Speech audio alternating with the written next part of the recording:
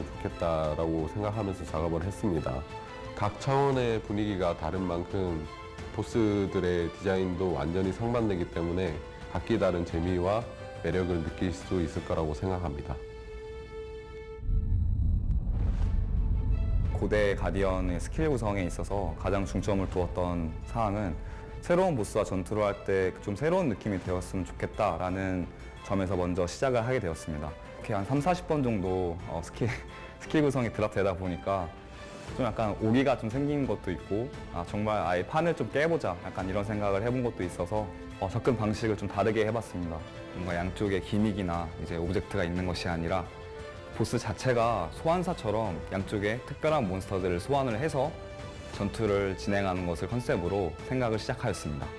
고대 가디언은 총 3페이지에 걸쳐서 전투를 하게 되는데 페이지에 들어갈 때마다 양쪽에 새로운 몬스터를 소환을 하게 되고 그에 따라서 보스의 스킬도 페이지마다 점점 다른 스킬로 변경이 되게 됩니다.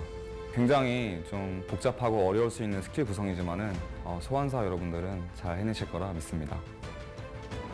이 보스를 잡게 되면 고대 룬이나 고대 연성석, 고대 연마석 보석이라는 새로운 아이템을 획득할 수 있습니다. 이번 고대 룬을 추가하게 되면서 저희가 많이 고민한 부분이 있어요. 기존 룬에 대한 가치를 훼손하진 않는지, 기존 파밍 구조를 해치진 않는지, 마지막으로 소환사 여러분들에게 그 스트레스를 많이 주진 않는지에 대해서 크게 세 가지에 대해서 걱정을 많이 했는데 고대 룬이 업데이트 된다고 해서 기존 룬을 다 대체하진 않을 거예요. 그러기 위해서 저희가 수치적인 밸런스를 되게 조심스럽게 했었고요. 제한적으로 획득할 수 있어서 여기서 충분히 돌다가 제한된 횟수를 다 소모하면 기존의 카이로스 2개 던전, 2개 레이드도 여전히 중요한 파밍 장소가 될 것입니다.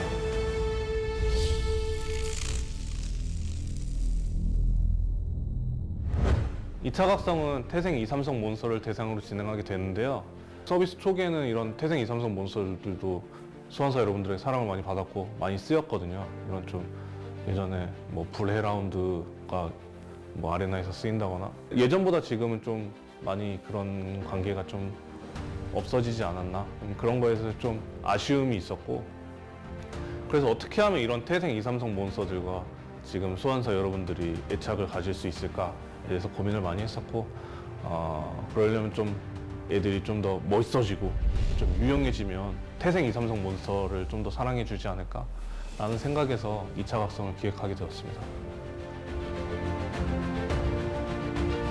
2차 각성을 작업할 때 스토리나 컨셉 이런 것도 중요하지만 일단 비주얼적으로 봤을 때 이건 유저들이 이건 각성해야 돼 이런 느낌이 들 수 있게 작업을 하려고 굉장히 노력을 했고요.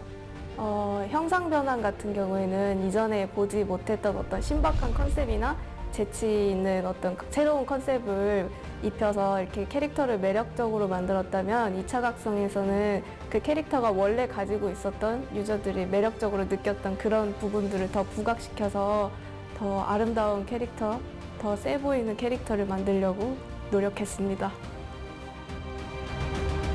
페어리한테 약간 자연적이고 마법적인 어떤 영험한 느낌을 주고 싶었어요. 그래서 꽃잎 날개와 꽃이 엮어진 듯한 느낌의 마법진을 이렇게 같이 붙여줬거든요. 그래서 상냥한 숲의 주인 같은 이미지로 완성하게 되었습니다.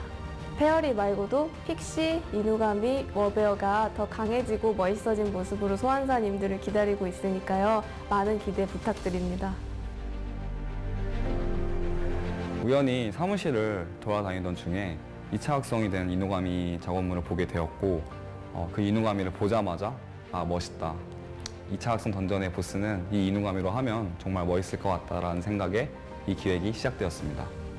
이 2차 각성 던전의 보스는 차원 던전과 다르게 2차 각성된 몬스터가 더욱더 주인공이 되어야 한다는 생각이 들었고 그래서 양쪽에 뭔가 이 2차 각성 몬스터의 스킬을 더욱 빛나게 할 수 있는 기믹이나 오브젝트를 구성하게 되었습니다. 하지만 꼭 이 던전의 보스만이 그 주인공은 아닙니다. 예를 들어 이누가미 2차 각성 던전에 입장하기 위해서는 소환사 여러분의 이누가미가 필수로 입장해야 합니다. 결국 소환사 여러분의 몬스터도 이 던전 안에서는 주인공이 되는 것이죠.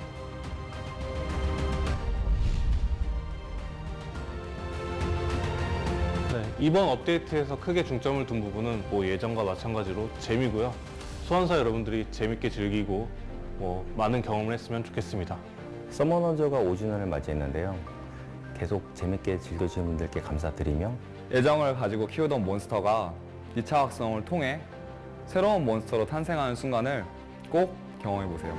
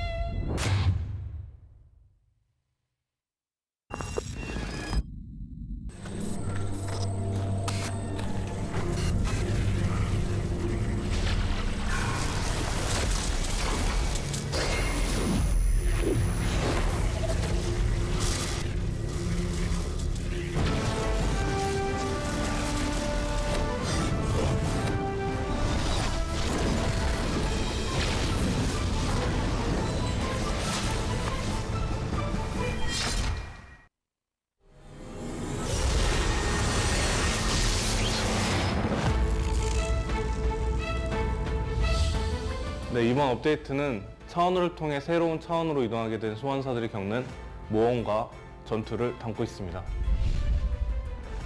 차르카 유적 전투 후 천국 외에는 새로 발견된 고대 유적에 대한 조사를 하게 되는데요. 그 조사 과정에서 다른 차원으로 이동할 수 있는 차원호를 발견하게 됩니다. 차원호를 통해서 다른 차원에 대한 탐사를 진행하게 되지만 미지의 존재와 맞닥뜨리게 되면서 난관에 봉착하게 됩니다. 이를 해결하기 위해서 소환사분들에게 새로운 차원에 대한 조사를 의뢰하게 되고요. 소환사분들은 차원을 통해서 다른 차원으로 떠나게 됩니다. 최초에 업데이트되는 차원홀은 총 2개의 차원으로 구성되어 있고요. 카르잔이라는 야수의 차원과 엘루미아라는 요정의 차원으로 구성되어 있습니다. 두 지역 다 기존 시나리오 지역과는 좀 다른 느낌을 주려고 노력을 했고 차원홀만의 좀 독특한 세계관들을 좀 만들어내려고 좀 작업을 진행했습니다. 예를 들어서 요정의 차원 같은 경우에는 페어리랑 픽시, 이들이 살 수 있는 좀 신비롭고 몽환적인 느낌, 그리고 좀 빛이나 좀 폭포, 물, 또 좀 독특한 오브젝트들을 좀 사용해서 그리려고 좀 했고요. 이누가미와 워베어가 살고 있는 야수 차원은 좀 짙은 녹색, 그리고 갈색, 좀 이렇게 밀림, 울창한 느낌으로 컨셉을 진행했습니다. 각 차원마다 각기 다른 모습의 보스들을 만날 수 있는데요. 그 보스들은 그 차원 환경에 맞춰서 진화를 했다는 설정을 가지고 시작을 했습니다. 요정 차원 같은 경우에는 아무래도 좀 더 여성적이고 주변에 있는 예쁜 색깔이라든지 오브젝트들을 이용을 해가지고 좀 아름다움을 표현을 하려고 노력을 했습니다. 야수 차원의 보스 같은 경우에는 유저들이 이 보스를 만났을 때 굉장히 압도적인 느낌을 받았으면 좋겠다라고 생각하면서 작업을 했습니다. 각 차원의 분위기가 다른 만큼 보스들의 디자인도 완전히 상반되기 때문에 각기 다른 재미와 매력을 느낄 수 있을 거라고 생각합니다. 고대 가디언의 스킬 구성에 있어서 가장 중점을 두었던 사항은 새로운 보스와 전투를 할 때 좀 새로운 느낌이 되었으면 좋겠다라는 점에서 먼저 시작을 하게 되었습니다. 이렇게 한 30-40번 정도 스킬 구성이 드랍되다 보니까 좀 약간 오기가 좀 생긴 것도 있고 정말 아예 판을 좀 깨보자 약간 이런 생각을 해본 것도 있어서 접근 방식을 좀 다르게 해봤습니다. 뭔가 양쪽에 기믹이나 이제 오브젝트가 있는 것이 아니라 보스 자체가 소환사처럼 양쪽에 특별한 몬스터들을 소환을 해서 전투를 진행하는 것을 컨셉으로 생각을 시작하였습니다. 고대 가디언은 총 3페이지에 걸쳐서 전투를 하게 되는데 페이지에 들어갈 때마다 양쪽에 새로운 몬스터를 소환을 하게 되고 그에 따라서 보스의 스킬도 페이지마다 점점 다른 스킬로 변경이 되게 됩니다. 굉장히 좀 복잡하고 어려울 수 있는 스킬 구성이지만은 소환사 여러분들은 잘 해내실 거라 믿습니다. 이 보스를 잡게 되면 고대 룬이나 고대 연성석, 고대 연마석 보석이라는 새로운 아이템을 획득할 수 있습니다.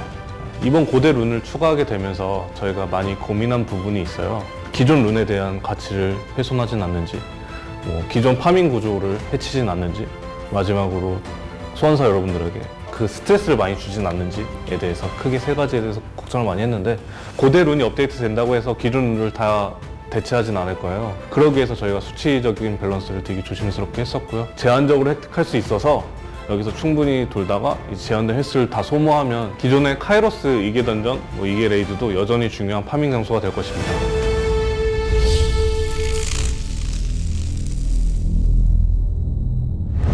이 차각성은 태생 2, 3성 몬스터를 대상으로 진행하게 되는데요.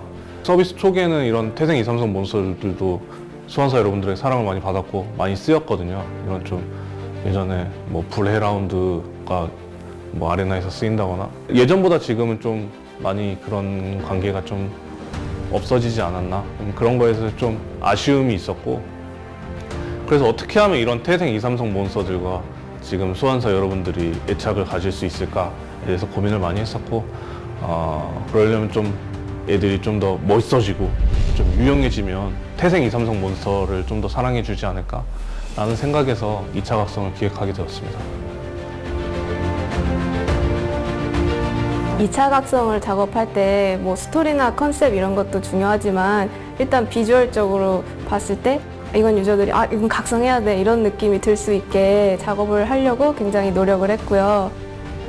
형상 변환 같은 경우에는 이전에 보지 못했던 어떤 신박한 컨셉이나 재치 있는 어떤 새로운 컨셉을 입혀서 이렇게 캐릭터를 매력적으로 만들었다면 2차 각성에서는 그 캐릭터가 원래 가지고 있었던 유저들이 매력적으로 느꼈던 그런 부분들을 더 부각시켜서 더 아름다운 캐릭터, 더 세 보이는 캐릭터를 만들려고 노력했습니다. 페어리한테 약간 자연적이고 마법적인 어떤 영험한 느낌을 주고 싶었어요. 그래서 꽃잎 날개와 꽃이 엮어진 듯한 느낌의 마법진을 이렇게 같이 붙여줬거든요. 그래서 상냥한 숲의 주인 같은 이미지로 완성하게 되었습니다. 페어리 말고도 픽시, 이누가미, 워베어가 더 강해지고 멋있어진 모습으로 소환사님들을 기다리고 있으니까요. 많은 기대 부탁드립니다. 우연히 사무실을 돌아다니던 중에 2차 각성이 된 이누가미 작업물을 보게 되었고 그 이누가미를 보자마자 멋있다. 2차 각성 던전의 보스는 이 이누가미로 하면 정말 멋있을 것 같다라는 생각에 이 기획이 시작되었습니다. 이 2차 각성 던전의 보스는 차원 던전과 다르게 2차 각성된 몬스터가 더욱더 주인공이 되어야 한다는 생각이 들었고 그래서 양쪽에 뭔가 이 2차 각성 몬스터의 스킬을 더욱 빛나게 할 수 있는 기믹이나 오브젝트를 구성하게 되었습니다. 하지만 꼭 이 던전의 보스만이 그 주인공은 아닙니다. 예를 들어 이누가미 2차 각성 던전에 입장하기 위해서는 소환사 여러분의 이누가미가 필수로 입장해야 합니다. 결국 소환사 여러분의 몬스터도 이 던전 안에서는 주인공이 되는 것이죠.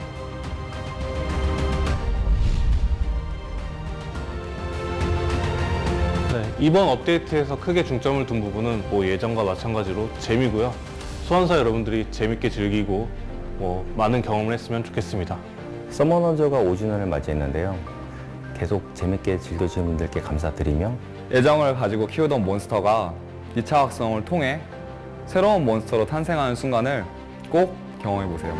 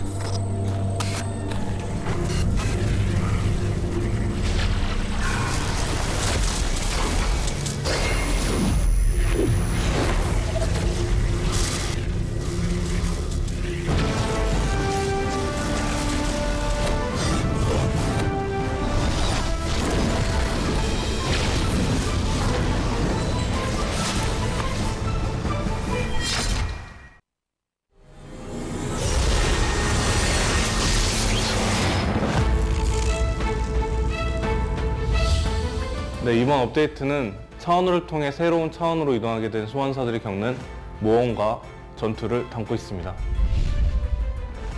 차루카 유적 전투 후 천궁의에는 새로 발견된 고대 유적에 대한 조사를 하게 되는데요. 그 조사 과정에서 다른 차원으로 이동할 수 있는 차원호를 발견하게 됩니다. 차원호를 통해서 다른 차원에 대한 탐사를 진행하게 되지만 미지의 존재와 맞닥뜨리게 되면서 난관에 봉착하게 됩니다. 이를 해결하기 위해서 소환사분들에게 새로운 차원에 대한 조사를 의뢰하게 되고요. 소환사분들은 차원을 통해서 다른 차원으로 떠나게 됩니다. 최초에 업데이트되는 차원홀은 총 2개의 차원으로 구성되어 있고요. 카르잔이라는 야수의 차원과 엘루미아라는 요정의 차원으로 구성되어 있습니다. 두 지역 다 기존 시나리오 지역과는 좀 다른 느낌을 주려고 노력을 했고, 차원홀만의 좀 독특한 세계관들을 좀 만들어내려고 좀 작업을 진행했습니다. 예를 들어서 요정의 차원 같은 경우에는 페어리랑 빛이 이들이 살 수 있는 좀 신비롭고 몽환적인 느낌, 그리고 좀 빛이나 좀 폭포, 물, 또 좀 독특한 오브젝트들을 좀 사용해서 그리려고 좀 했고요. 이누가미와 워베어가 살고 있는 야수 차원은 좀 짙은 녹색, 그리고 갈색, 좀 이렇게 밀림, 울창한 느낌으로 컨셉을 진행했습니다. 각 차원마다 각기 다른 모습의 보스들을 만날 수 있는데요. 그 보스들은 그 차원 환경에 맞춰서 진화를 했다는 설정을 가지고 시작을 했습니다. 요정 차원 같은 경우에는 아무래도 좀 더 여성적이고 주변에 있는 예쁜 색깔이라든지 오브젝트들을 이용을 해가지고 좀 아름다움을 표현을 하려고 노력을 했습니다. 야수 차원의 보스 같은 경우에는 유저들이 이 보스를 만났을 때 굉장히 압도적인 느낌을 받았으면 좋겠다라고 생각하면서 작업을 했습니다. 각 차원의 분위기가 다른 만큼 보스들의 디자인도 완전히 상반되기 때문에 각기 다른 재미와 매력을 느낄 수 있을 거라고 생각합니다.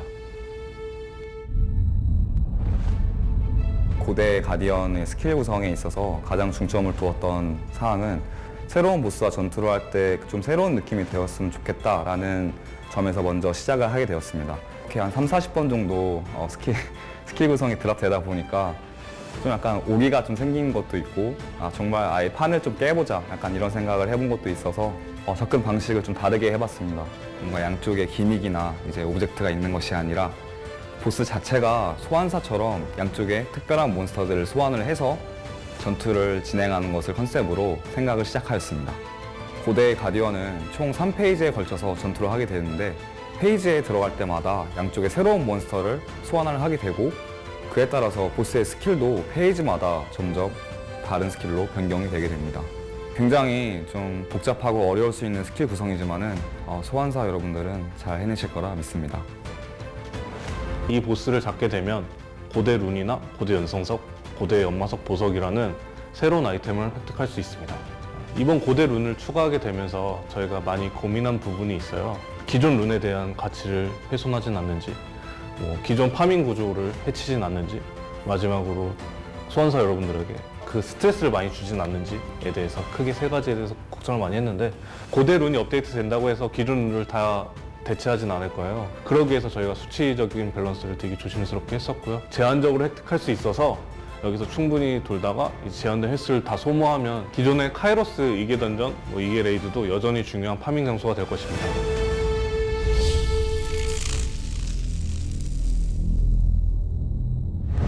이 차각성은 태생 2, 3성 몬스터를 대상으로 진행하게 되는데요.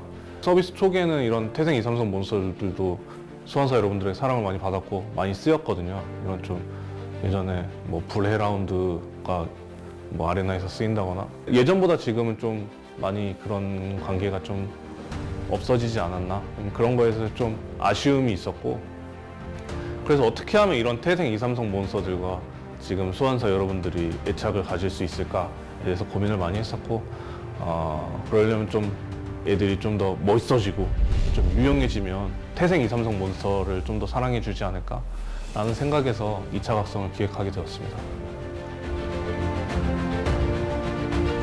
2차 각성을 작업할 때 스토리나 컨셉 이런 것도 중요하지만 일단 비주얼적으로 봤을 때 이건 유저들이 이건 각성해야 돼 이런 느낌이 들 수 있게 작업을 하려고 굉장히 노력을 했고요.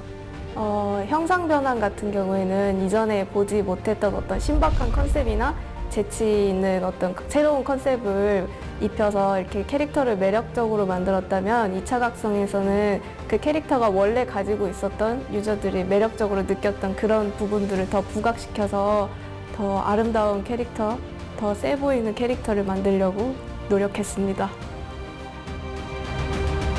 페어리한테 약간 자연적이고 마법적인 어떤 영험한 느낌을 주고 싶었어요. 그래서 꽃잎 날개와 꽃이 엮어진 듯한 느낌의 마법진을 이렇게 같이 붙여줬거든요. 그래서 상냥한 숲의 주인 같은 이미지로 완성하게 되었습니다.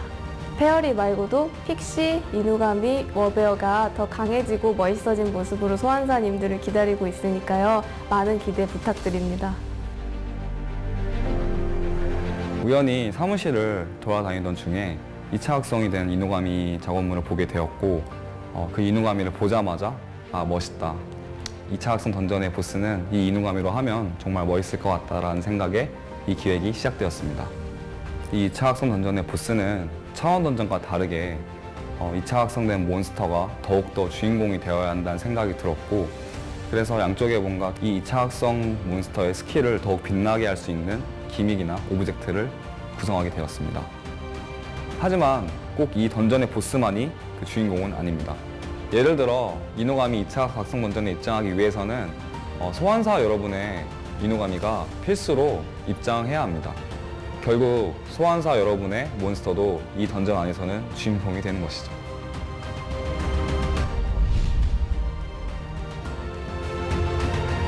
네, 이번 업데이트에서 크게 중점을 둔 부분은 예전과 마찬가지로 재미고요. 소환사 여러분들이 재밌게 즐기고 많은 경험을 했으면 좋겠습니다. 서머너즈워가 5주년을 맞이했는데요. 계속 재밌게 즐겨주신 분들께 감사드리며 애정을 가지고 키우던 몬스터가 2차 각성을 통해 새로운 몬스터로 탄생하는 순간을 꼭 경험해보세요.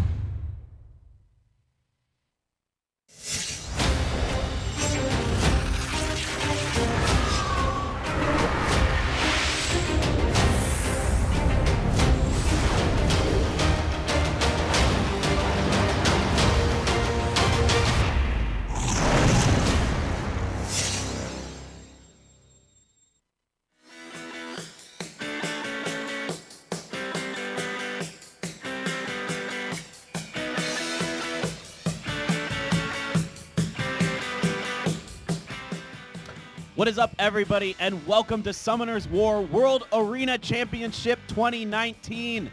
My name is Paper Thin, and as you can see, we've got a special guest with us today. Here, along with me and Peter, is Sean B. Sean, welcome. Thank you so much. It's a pleasure to be here. Yeah, great. We're really excited to have you here as you come from the Vietnam area, so you know a little bit more about our Vietnamese players, which we have coming to you today. And Peter, how are you feeling about today's matchup?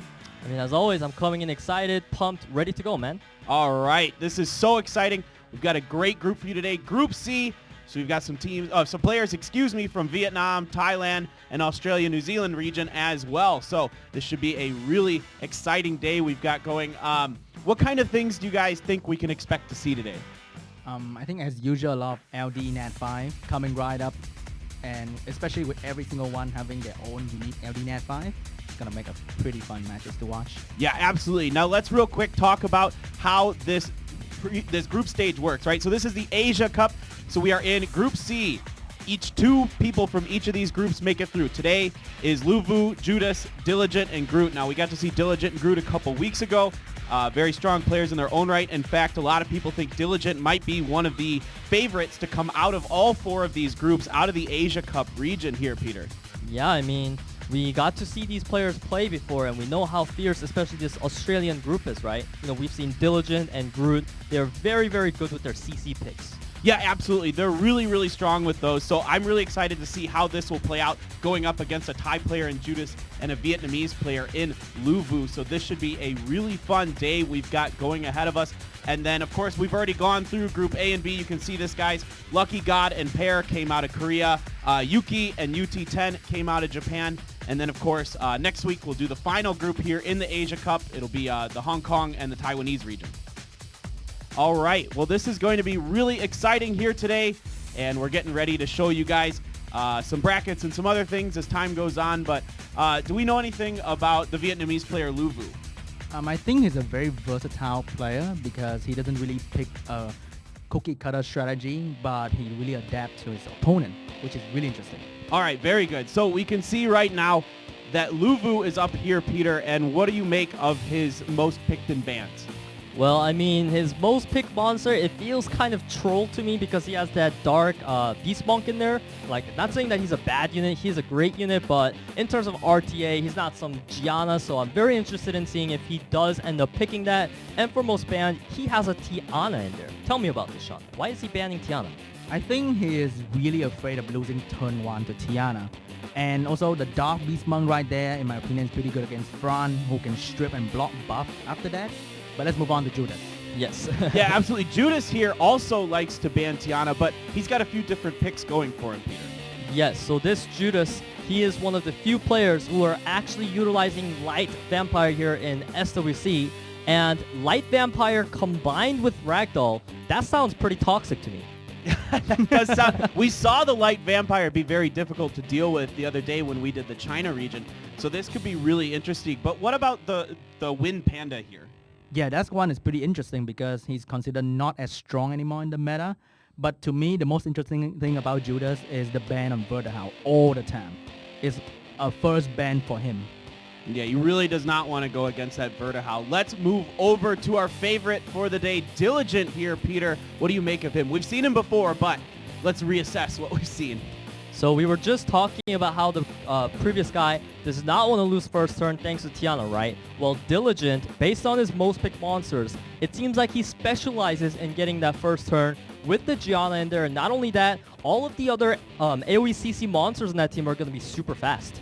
Yeah, absolutely. Looking to do a lot of CC there. What about his ban, Sean? What is he looking to avoid? Avoiding the direct counter to his strategy, which is Josephine, Amelia, and Wusa, which is the immunity unit. Yeah, right. That immunity comp can be very, very strong here. Our final player, Groot, and Sean B., I'll give you the chance to talk about the picks this time. What do you make of what Groot likes to do? Because there's kind of an interesting one at the end there. Yeah, looking at that is definitely a control, but high damage instead of just control with bombs. But Tyrone is going to be interesting to look at because he also control and providing a speed leader. And this guy looking to ban out the direct counter to his strategy as well. Yeah, what do you think of the bans there that Groot likes to do? Well, instead of the bans, you know what I just realized, Paper?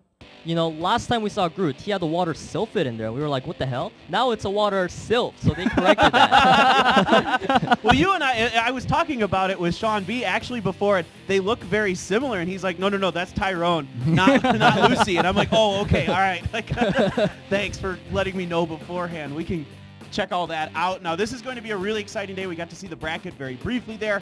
Pretty soon here, we're going to take a look at our matchup between these players, but this has been really exciting. Do you guys think, is there anything unusual we might see? Now, we've seen from time to time people pick unusual stuff. Sean, is there anything that you've been seeing in the meta that might creep up into here? I think Lauren is going to show up the light Cowgirl, even though it's not shown anywhere here at all, but it may come out as a pocket pick to these guys. Yeah, absolutely. What do you think, Peter?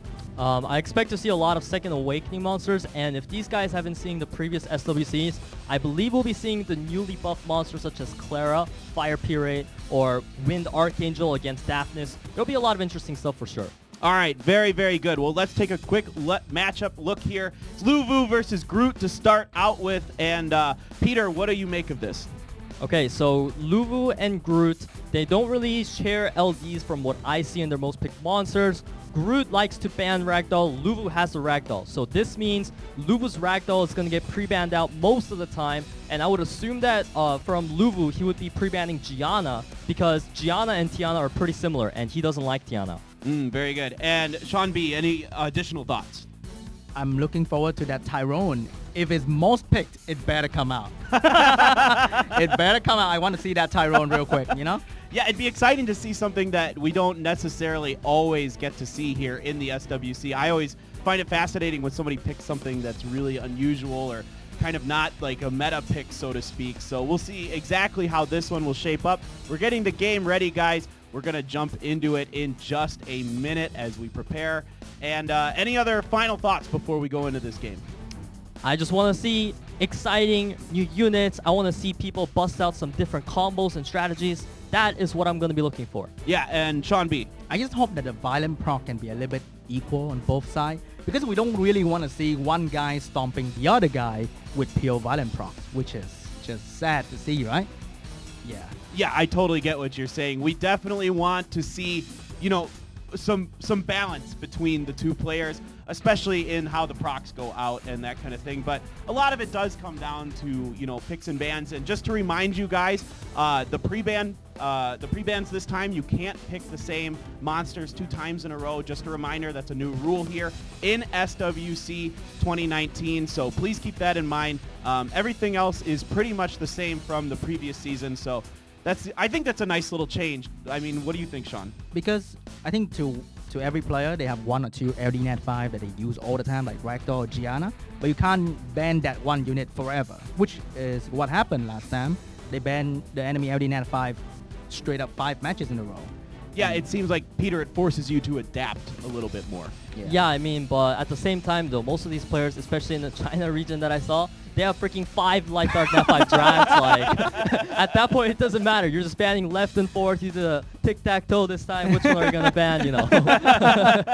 So, yeah, I mean, China was really exciting because, like you said, we got to see a lot of that. But match number 1 is ready. Lulu versus Groot here in our first game of the day. And we get to do the pre-bans first.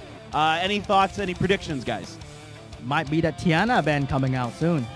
I expect Gianna and Ragdoll on both sides to be banned out unless they know something specific to each other that we have not seen being showcased yet. However, it seems like at least one of them is really taking their time to decide what they want to ban.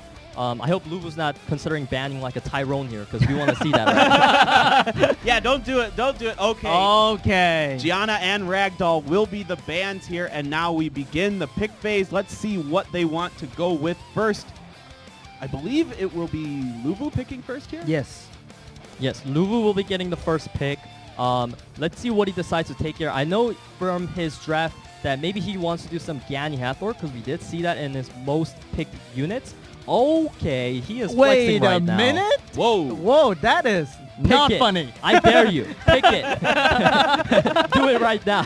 Come on, man. There's no time to do this. Explain what we're seeing here. Okay, he changed his mind. Never mind. I was gonna say that was gonna be way out there. Okay, Fran, that's more like it. That's something we're used to here. Okay. That's a weird flex, but okay moment, you know?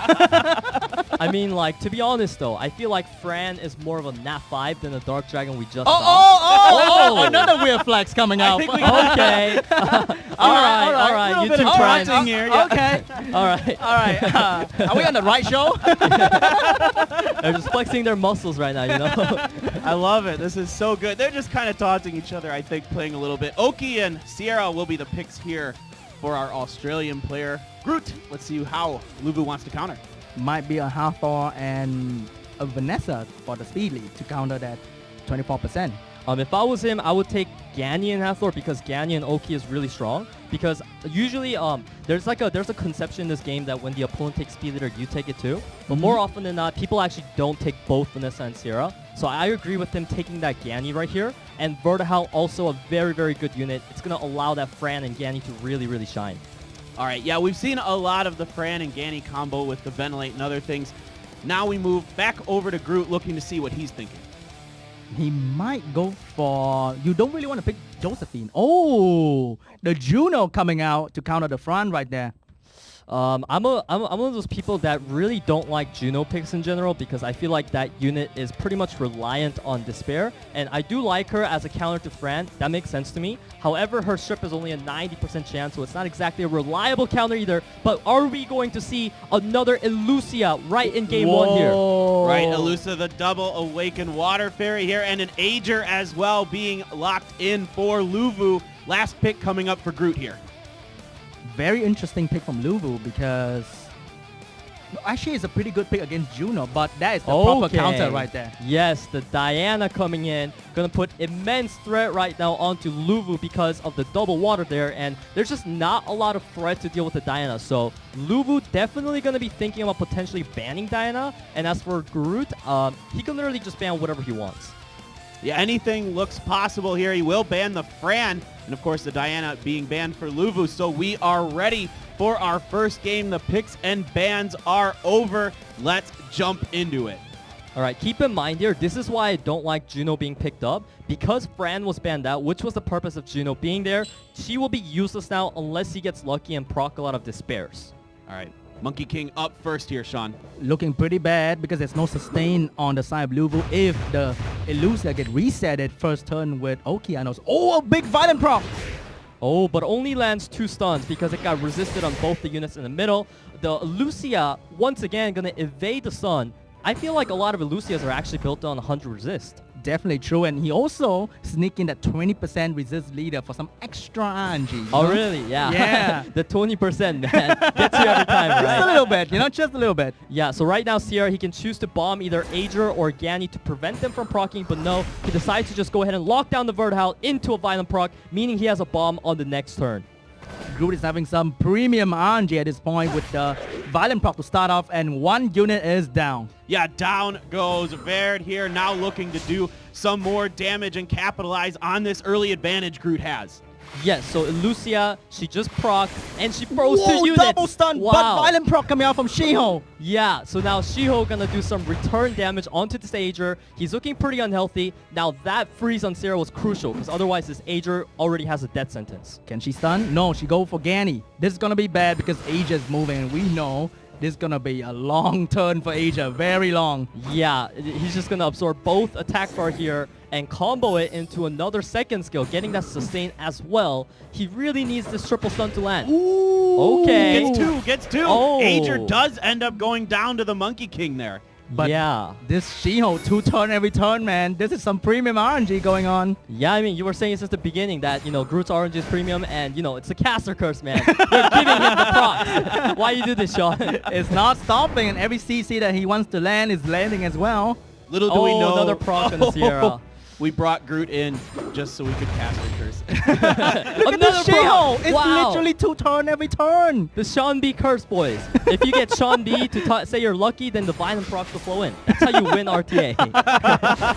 All right. my God, Oh my what God. a shithole. This is like This is damn. unbelievable. No, I really think what I'm saying is true. At this point, you can't even call it a conspiracy.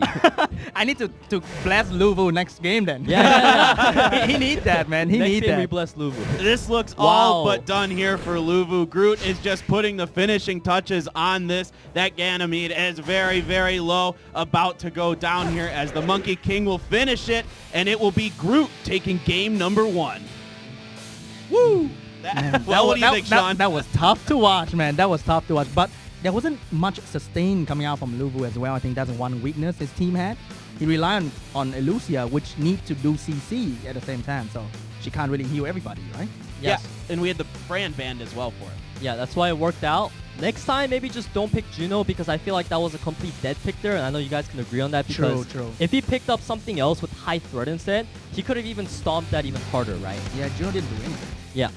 All right, well, we are ready for game number 2. Groot is up 1-0. Just a reminder, guys, this is a best of 3. So this is do or die here for Lulu now. And what do we think here now for the pre-bans? I think he may just ban the She-Hulk because, you know, he got the anxiety coming from the previous match. She-Hulk stomping way too much, man. Yeah, true that. But no, all right, so we are seeing a Sierra ban out of Lulu, which I do agree with because now Sierra-Gianna combo is not up for grabs. That is a very fearsome combo. And now Groot decides he's going to ban out Hathor, meaning Groot, are you going to take Gany first or Fran first? All right, well, let's find out exactly what Groot wants to do with his first pick this time, and it will be Fran coming down first. But this time, Lulu might go with a more aggressive strategy with a Bastet and high damage team like Daphnis and Ragdoll together to storm this Fran early turn. Yeah, I mean, you're the expert of Lulu, right? Because you were casting the ones that Lulu played in. Yeah. So you know what he does. You're talking about maybe he's going to go for some cleave kind of comp-ish. And it seems like we're going to get that because Vanessa Ragdoll into Bastet and more DPS. That is definitely a combo to watch out for. All right, next up is Groot with his 2 picks here. And Sean, what do you think he might be thinking? What is Groot thinking here? He may... Oh, he's going to go with that Gianna to secure turn 1, but also Vert because when you match up with Ragdoll, you need some sort of attack bar gain for your own team. So Vert against Ragdoll will sort of balance out the attack bar gain in there. And Peter, now it's Lulu's turn, and looks Ooh. like we might be thinking about something a little different here. Yes, so the Water Mermaid pick, really, really good to deal with the Gianna. There is also no Sierra up on the field to be grabbed, which would counter the Water Mermaid. So I think that's a very, very smart pick by him. However, the Gany pick, I don't really see that working out too well so far because, first of all, Groot has Fran in there, so how are you going to reset something without much strips? Secondly, Gany doesn't really synergize with this team comp except for the Vanessa, so we will see how he rounds up his comp as Groot takes his time to decide the last 2 picks, and it's going to be Ethna and Odin. All right, the final pick here for Lulu. What are we thinking? What do you think, Sean? What is he going to go for here? He's definitely bending out the Ragdoll to try to secure the control CC coming out from Ethna and Gianna, and that Okeanos is there to stop someone turn 1. Definitely going to be Ethna. Okay, so we're thinking maybe Ethna will be banned here, and it's Okeanos being banned and Fran being banned here. So this ought to be interesting. Nobody wants to see Fran. We've seen her be so successful in SWC 2019. Yeah, I really like that Okeanos pick coming out of Lulu because I was previously criticizing how the Gany had not too much synergy, but now the Okeanos had to be respect banned for the synergy, and the Ganymede is going to outspeed the Gianna with the 33% speed leader. But the thing is, he knew there weren't any will runes. That's the true key to Ganymede right there. Yeah, He knew. I mean, yeah. He knew. He did his homework for sure, and now he gets to get this armor break off on the Gianna, dealing massive damage. Keep in mind that Groot does not have sustain on his side. This Gianna is looking to be very unhealthy. Yeah, this Gianna, the glancing blow as well, just to add salt into the wound here. Now it is her turn. She does get a couple bombs off onto Vanessa here, but she's looking very, very low. And also the Tetra counter to Gianna, prolonging the bomb is not going to detonate anytime soon. It's just going to be there, and she can cleanse whenever she wants. Yeah, Tetra definitely one of the best counters to Gianna. However, it does seem like Gianna is going to go down here. Let's see if he decides to just go ahead and hit away at it or ventilate something. I agree with the decision to hit it because now that dot, even if it doesn't kill this turn, next turn she's dead for sure. All right, and looking to counter here to try to get Vanessa down, but of course, I believe Vanessa's passive is still up, so that's a little bit more difficult here for Groot. Yes, absolutely. So Groot right now, he needs this Ethna and Vertihal and Odin to hard carry. Keep in mind that this Odin has been useless this whole time because he did not have stacks. Vanessa are going to lay out the armor break into the violent proc. Odin is looking unhealthy now. I think that was the most crucial armor break right there because you really want to kill Odin next because he has 4 stacks now. So that landing at armor break allows Ganny to reset, kill him at one go, and that's beautiful. Yeah, so exactly like you said, he's going to go ahead and wait on the reset to come, so he chose not to kill that Odin just yet. This Ethna going to try to stun up the Ganymede so he can not get the reset on Odin, but however, it's going to be a reset but procs into killing the Ganymede. However, it comes back thanks to Vanessa passive. Now, what is Lulu going to do here? He's probably going to reset the Odin, right? That's what I'd assume. Definitely to shake off that Odin out of this match immediately because he's doing a lot of damage at 5 stack as well. Yeah. You can keep that Ganymede protected after the revive, but Groot does tap out here, so it will be Lulu evening up this series 1-1 now. What exactly changed in that game, Peter? Ragdoll power, man. That's all it is. Ragdoll. That's it? Nah, Sean? I think it's the knowledge of Lulu knowing the enemy doesn't have will runes to pick that Ganymede because nobody picked Ganny alone. But without will runes, he controlled the enemy team right off the bat. All right, we're jumping right into game number 3 here. A reminder, you cannot pre-ban the same things 2 rounds in a row. So last time it was Sierra and Hathor. I'm kind of feeling a Ragdoll ban. Yeah, I mean, I would definitely be banning the Ragdoll again if I was on Groot's side. Lulu, he actually doesn't need to ban Gianna this time because he countered it so well last time with the Tetra. We'll see if he still does decide to respect ban the Gianna here, though. I think Groot's gonna ban Ganny because he doesn't have will runes. But no, it's gonna ban the same thing. Yeah, I mean, like I said, Ragdoll, you usually do not want to deal with that unit. Just his presence is so powerful. He doesn't need to do anything. He just sits in that pick draft screen and you're already like, man, this is going to be And bad. you're sweating hard already. Yeah. All right, Lulu gets the first pick this time around, and once again, it will be Fran for him. Moving over to Groot now, right away the Okeanos and the Sierra. But it might not be the same thing with Bird and Ganny because he didn't get turn 1 just now. He's gonna go with the better speed. All right, so Lulu showing that he has the upper hand in speed last time. So he's going to go ahead and opt for 33% speed leader with the Hathor. This time, Groot can take away the Ganymede from Lulu's lineup. But he does need to keep in mind, does he really want to commit to this first turn team and decide who has better fast runes? Or is he going to go Bruiser? Because he can still do either way, and it will work out perfectly for him. All right, we're just counting down here. Groot Wow. finally locks it in. It's going to be Juno and Rakuni here. He's gonna leave that Hathor in the draft for sure because Juno and Rakuni very good against Hathor right here. Also countering that front perfectly. Lulu need to pick some aggressive fire damage here. I absolutely do not agree with Right those up. 2 picks coming in now. Because now Lulu can look at that and be like, okay, I need some heavy damage in here to deal with this guy. So he does end up locking Perna and Ganny. I would assume from Groot's side that he may consider just banning out Perna as the biggest damage source. But whatever the case, he needs to put in another unit strong enough to deal with this Ganny Hathor combo. We could potentially be seeing a Fire Monkey here, Light Valkyria. There are so many options. I'm curious which one you'll take. We might see a Josephine bending out that Ganny. A She-Ho instead. Okay. Wow, She-Ho here. It's a little bit of a curveball there from Groot to round this out. Gonna wait on our bans here. Now, what are you thinking here, Sean B? Yeah, I think Perna is gonna be a good ban because that's the main damage dealer song. But he may ban out Ganny, so the Hathor won't be too aggressive. Okay, Sean B. Brain coming in. He bans the Ganny, and the She-Ho gets banned out. So now what we're going to be seeing is Vanessa and Perna going rampant with that attack buff from Fran. So if Groot can survive with some resistance maybe, good for him. If not, things are going to get bad real fast. Ooh, that's a big resist from Rakuni right there. He's gonna wake up soon. Yes, and now Fran gonna combo into the attack buff that I was talking about. Oki probably gonna desperately try to reset the armor break from Vanessa here, but he does not get it. Ooh, that's huge. That's huge. Yeah. Who's gonna get killed right off the bat?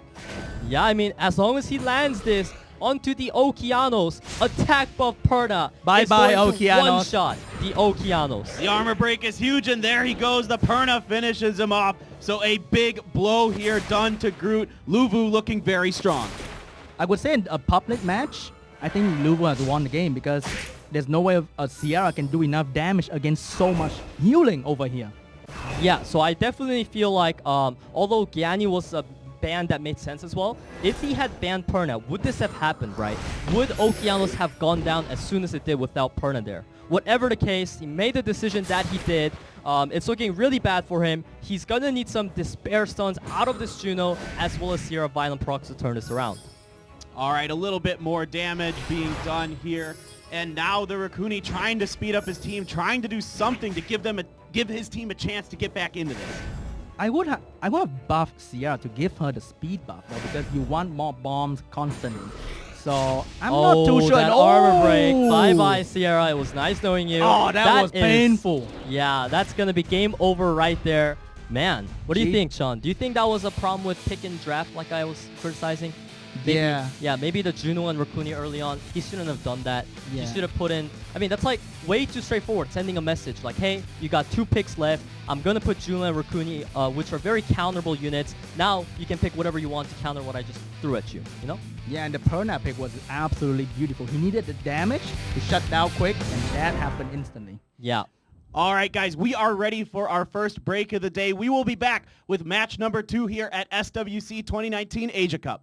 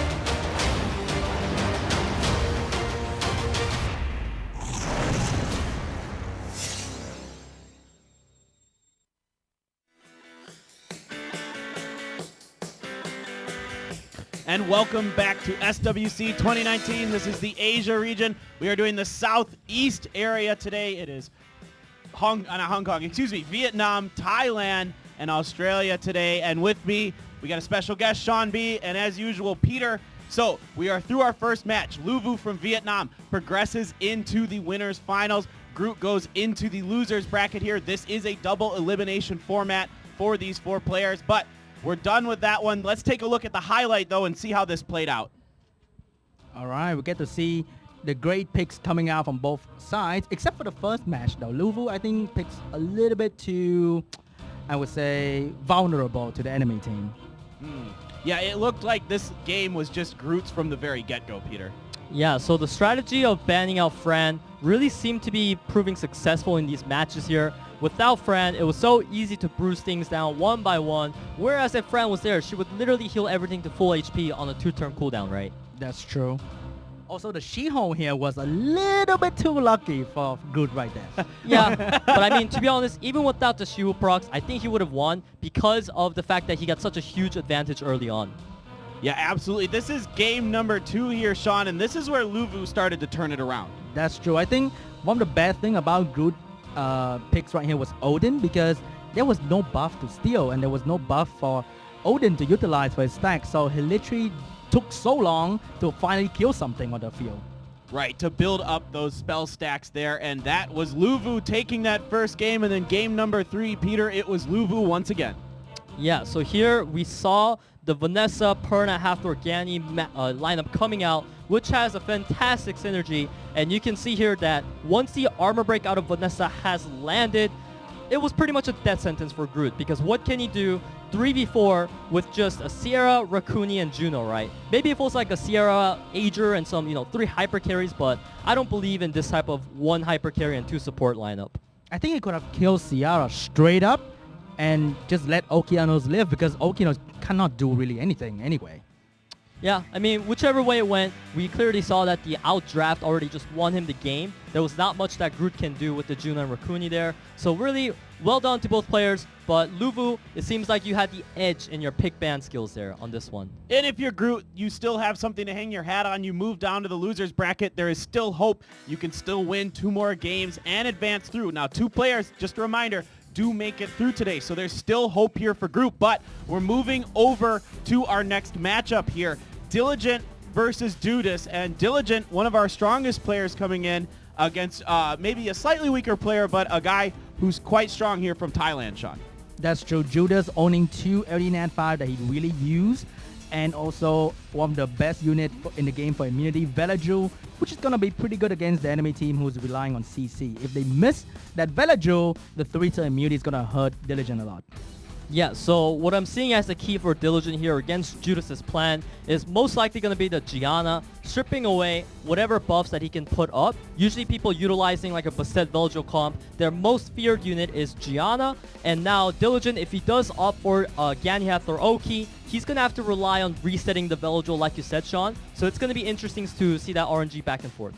All right, we cannot wait to get into this. Our game is coming up. This is our second match of the day. There will be 5 total matches today, guys, so we've got plenty of action coming for you, and match 2 is almost ready. We're just getting word now, so we are almost ready to jump into this. I'm really excited to see Diligent play again. This guy looked fantastic in the Australia-New Zealand qualifiers. Now he's here in the Asia region qualifiers, and we in fact are ready for game number 1 between Diligent and Judas. Judah is getting first pick. He's banning Bird, in my opinion. He's always banning Bird. Oh, okay. No. All right, never mind me. I'm not his friend. Judas is saying, yeah, sure, Bird-Hal, I hate that unit, but Gianna, man, Gianna's just as bad as Bird. So probably what he's going to do maybe is ban Gianna this game, ban Bird next game, then Gianna again. We shall see, depending on whether Diligent takes the Bird and Judas takes the Hathor. Wow, we've got Fran and Josephine being picked here by Judas, so already trying to get one of those strippers in his hands. Yeah, I mean, right now we're just seeing the picks go very, very fast. These players know exactly what they want. Judas has that Vivo shell there, which we did not see in his player profile. However, he's going to combo with the Wind Panda here. Very interesting. Wind Panda into Velojul and Fran. Is that the right move, Sean? I'm not too sure, because you need armor break to do damage with Wind Panda, and you're not armor breaking anything over there. Yeah, exactly. And he also has a Vertihal there. And what is Wind Panda going to do against Vertihal, right? So I'm really not sure about this pick coming in. and he picks the Juno. Once again, not Snow approved pick right there. Yeah, but here I'll give it a little benefit of doubt because there's a lot of buffs on Diligent's side. Now he does pick the Wind Druid to counter the Viva Shell. Yeah, absolutely. That Wind Druid, we saw a lot of that, especially in the China region. Those revives proving very effective here. And Judas also stealing the Vela Jewel away from, Diligent stealing the Vela Jewel away from Judas here, Sean. Yeah, and they both ban out the vampires. Yeah, I mean, the vampire family, right? These two are the only ones that's good, but they're really good, so they don't want to deal with that. And now we can see here, this Fran is actually incredibly fast, outspeeding the enemy Hathor. He chooses not to buff immunity there. Now, what is Hathor going to do? Is she going to go for the Vela, or do you think he's going to do something else? I'm not too sure here, but because... Oh, that proc! Oh, that's huge! That's huge! That is kind of lucky, you know, and unlucky for the Vela Jewel user, but whatever the case, Josephine gets a shield, and he misses the provoke. Oh, but the thing is, Juno now is another dead pick. Yes, She exactly. doesn't do anything. She just doesn't do anything. Yeah, I'm glad you agree with me on that, Sean.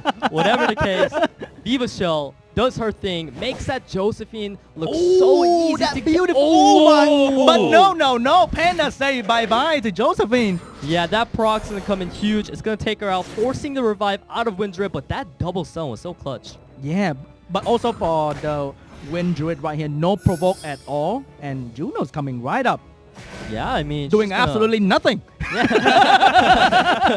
Oh, this Wind Panda is proccing so much. She survives with a sliver of HP. However, there's not much sustain coming out on the side of Diligent, so I believe this Josephine should still go down soon.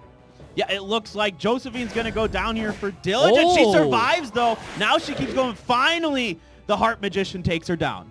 Yeah, I mean, such efficient stats, man. Such good defense and HP. Unfortunately, the Fran did not proc into heal, so Josephine is gone for a while. He chose to save the strip there, which is very smart, but I feel like I see this often. When there's Juno and a buffer, they keep mind-gaming each other to decide when to strip, you know? That's true. Like, should I buff? Should I strip right now? But I think Juno into Hathor is not the best combo because Juno put dots and Hathor put sleep, Yeah. which reduced the Hathor 2-turn sleep to 1 turn. That's kind of self-destroying, you know? Yeah. I completely agree with you on that. But he does land a really nice sleep onto the Fran. Gonna buy himself some time to get the procs on the Viva Shell, meaning that skill 3 is coming up soon. Definitely, and that's gonna hurt because he speed-tuned the Panda to move right after Viva Chow to finish the enemy off. Yeah, I mean, you're like a Judas expert here, man. You know everything about it.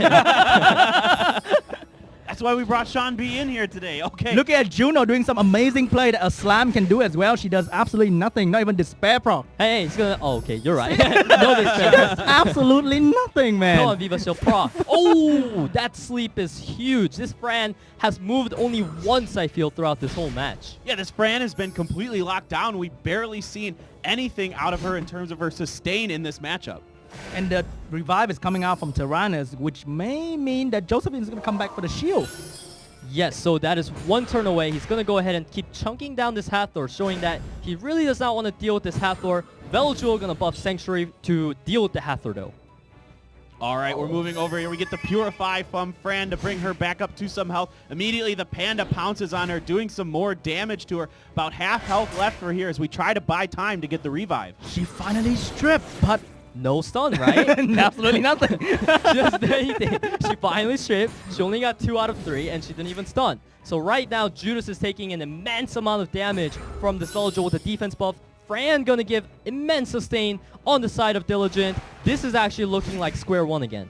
Actually, Judas actually losing out because he can't really kill anything after Josephine, which might show that he's lacking a lot of damage in the long run. Which is why we question the Wind Panda pick, right? That is usually not your ideal go-to for massive damage. This Wind Druid is really putting out big damage, even with the armor break there, proving to be such a great pick for Diligent. Yeah, Hathor went down there and we get, oh my goodness, the Wind Druid back up to full health here. Gets the armor break from the Panda though. And the thing about Viva Chow is that it's strong, but you need to time it perfectly. Did you see that strip into stun? That was... that was crazy, okay, right? okay, Juno. I see you're making a name for yourself there. Whatever the case, he does not land the stun there, but he procs the armor break away. Wow. Oh, this Tyrannus doing a very good job. Yeah, I mean, He's just keeping the aggro off of himself now. Judas forced to switch to Josephine. He is going to be able to take that out. Now Viva Shell skill 3, he is saving it for the ideal opportunity. But right now, the Viva Shell is starting to do some pretty decent damage, even on Tyrannus, a high defense unit.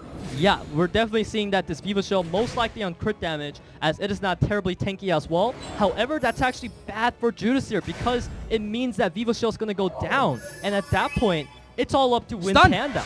Beautiful stun! Look at Juno making a big Okay. name for herself right there. And Like I Fran said. going down. Oh my God. Yeah, like I said, Sean B, man, whenever you want something, you get it. You wanted her to stun, you gave it to Judas. Now, Wind Druid gonna go for big damage and kills the Viva Shell. Oh my god, he's proccing Violent, reviving, probably gonna get Fran up as well. There it is. Fran is in fact back here, immediately focusing back onto Fran is the Juno, and the Veligul trying to trade blows with the Panda. The Panda does take Fran down. Juno's looking good though, she's doing some decent damage and she's gonna take that defense buff away soon. Whoa! Oh my god, what is that damage, Sean? That was like ignore defense. This Panda is not gonna survive another one of those. Is he's gonna finish off Villageu. Yeah, He went gets for it. and he gets it. Juno get the stun as well. Oh my yeah. god!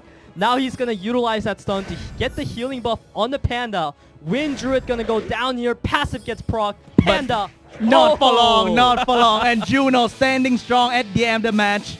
Wow. Juno. Judas here. Oh my goodness.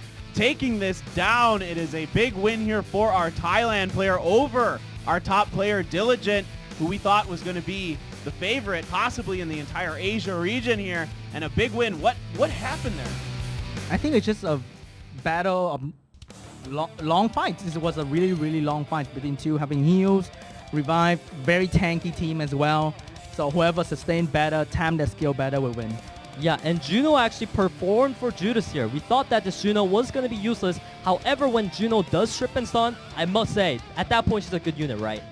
I mean, true, 25% of the time. Yeah, that's why we don't like to see her still. You know, she was good that game, but we probably don't want to see another Juno here unless it really makes sense, because you are relying on that 25% chance. Now we see the light dark units get banned out on each side. Yeah, it looks like Judas didn't want to deal with Julian, Diligent doesn't want to deal with Julian, who Judas who picked last time and was forced to be banned by Diligent. So we get a Hathor picked right away here by Diligent, really liking that unit. It actually stopped Judas, Bastet, and Villageu first pick because he usually do it immediately, combo with the Julian, but now he's actually thinking. Yeah, he actually has to think now. Oh, wait. Never He thought about mind, it. he's still going for it. Yeah, he thought about it, and he just still decides, hey, this is my combo. It works great. Let's give it a shot this round. And Diligent going to strike back with a Gianna. All right, Agani as well, and there is, I believe, one of the Heart Magicians there, as well as the Juno. He's just going to go with it, and Sierra immediately counterpicked here. I think Juno is a pretty decent pick here if you ban out the Ciara, because in a long fight, Juno is pretty good against that combo right there. Especially now. With the Tiana in there, it's pretty much a no-brainer Sierra ban. I really like the Rakuni and Juno here now. The picks make sense. However, Juno gets banned. Oh, man. I want to Feels see the bad. long fights with Juno just waking up after every sleep. Yeah, I mean, like quadruple stuns. If it's a Despair Revenge, it would do crazy stuff. But unfortunately, we're not going to be able to get to see that here. Judas, his team comp seems to be lacking damage, so we'll see how he decides to kill something here. Perhaps maybe a Viva Shell skill 3 into a big nuke would be the case. I think Rakuni will hold the key of this match. If he survives, the entire team of Judas survive. All right, a big stun coming through there, getting 3 units of Judas's here. The bombs are on the Rakuni, like you were saying, Sean. Looks like that's going to be the focus here. Yes, so right now, Hathor landed sleep on everyone. He decides that he's going to go ahead and reset the Veligul and also focus down, meaning Rakuni is going to be cleansing the Veligul. All right, and this is a lot of CC coming out here from Diligent so far. This is the kind of game he likes to play. He just wants to lock you down and brute force you after that. But this is where you may get resisted. As you can see just now, the bomb get resisted on Viva Chow. If that thing happen a few more times, that's not going to look good, man. Yeah, and that dot is actually going to wake up Viva Shell on the next turn, meaning that's actually only a 1-turn sleep on her. So that resistance was definitely crucial. However, we are seeing a armor break on the Veligul out of Tiana, which is pretty clutch. Yeah, Tiana is trying to get it done here. The Velajewel does end up shrugging that off. So now the Rakuni is a little bit weak as well, but he's going to increase that attack bar. He's trying to give the Velajewel the additional turn that he needs for the 3-turn immunity to come out. Yes, and we can really see that this time, actually. Although Rakuni tends to be not the best pick usually when people take it, here it's a fantastic pick. It is keeping that Velajewel healthy, keeping that armor break off of him. Diligent is really struggling to get stuff done right now. But I would really love a Tetra instead of Viva Chair right there. But oh my god, that proc! Just when I want it to happen, baby. Okay, then. That was such a good proc, allowing that Vivo Shell to move now. He chooses to save the skill 3 there. We'll see if the Tiana skill 3 does come out, and it does. But because there are 2 AoE buff removers, pretty hard to keep that community on. Yes, absolutely, because we see that even Gianna has the skill 3 up. Now Ganymede gonna be able to choose who to reset. Will he reset the Viva Shell? I would like to see a Viva Shell reset, because that's the main damage on Judas' side, but he resets the Bastet. Oh, that proc. That's going to put a dot on her, which is so big because that dot is going to contribute so much damage. Yeah, Gianna's taking a lot of damage here. She's getting the bombs onto Rakuni, and that Velajewel is slowly being whittled down, but it's taking a long time. Exactly, and the moment Gianna go down, that Velajewel will never die to 3-win unit as well. Yeah, this is looking pretty bad right now. Tiana gonna land a armor break. That is so important for Diligent's team because Tiana's armor break is where most of the damage will come from. Now, he is just touching things one by one because he's too afraid to, you know, let that unit get healed up by Rakuni, right? True, and this is very important to make sure that Rakuni doesn't cleanse the thing that are sleeping. Yeah.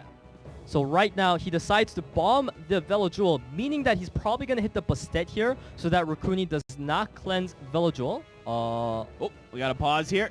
Okay, then. Let's take a break. Hey, hold Tactical on. pause. I guess we can now do a deeper analysis Grab a drink of water. on the situation. Mom's Who do you think is going to win right now, Sean? It really depends on maybe Viva Chell violent proccing and just destroy the Gianna who's hanging on dear life.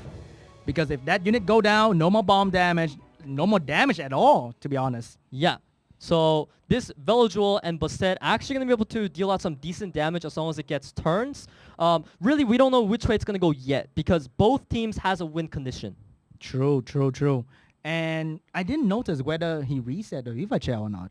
Oh, yeah. He did not reset it, I guess, because he didn't want the Bastet armor break to come in, right? Because then Velajewel could one-shot him. But definitely not resetting the Viva Shell there could end up costing him if that Viva Shell procs. True. All right, here we go. We are back into the match, trying to see if this can finish off the Gianna, and down she goes. I hate glancing debuff. It is such a bad debuff. She quit right there. Yeah. She didn't even glance. And now Hathor gonna go for the sleep again, misses on the Bastet, which is not a problem at all because Bastet is the one that he wants to have cleansed anyways. He's gonna go ahead and hit down the Rakuni here, knowing that Rakuni is not gonna cleanse himself anyways. Very smart move because once that Rakuni is gone, it becomes so much easier. Yeah, but it's not gonna be easy.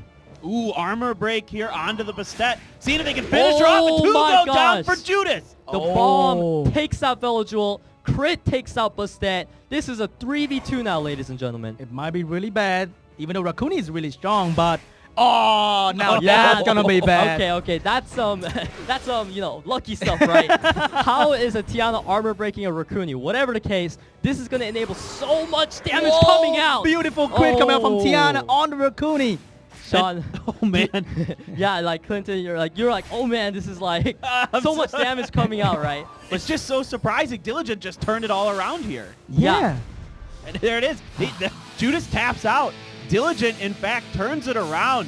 It looked a little dire there for him, especially after he lost that Gianna. We were talking about that maybe being a critical unit here. And then Judas just lost 2 units all of a sudden. True. And again, he had a combo. Proved to be one of the best combo in the game still. I mean, absolutely, because especially when you enable that combo with Gianna and Tiana there, it is pretty hard to deal with it. He did pick the Rakuni to deal with it, but unfortunately, it did not work out for Judas this time. So is he going to adapt around the Gany Hathor and ban one of them? No. He bans the Gianna, and Viva Shell gets banned out on the opposing side.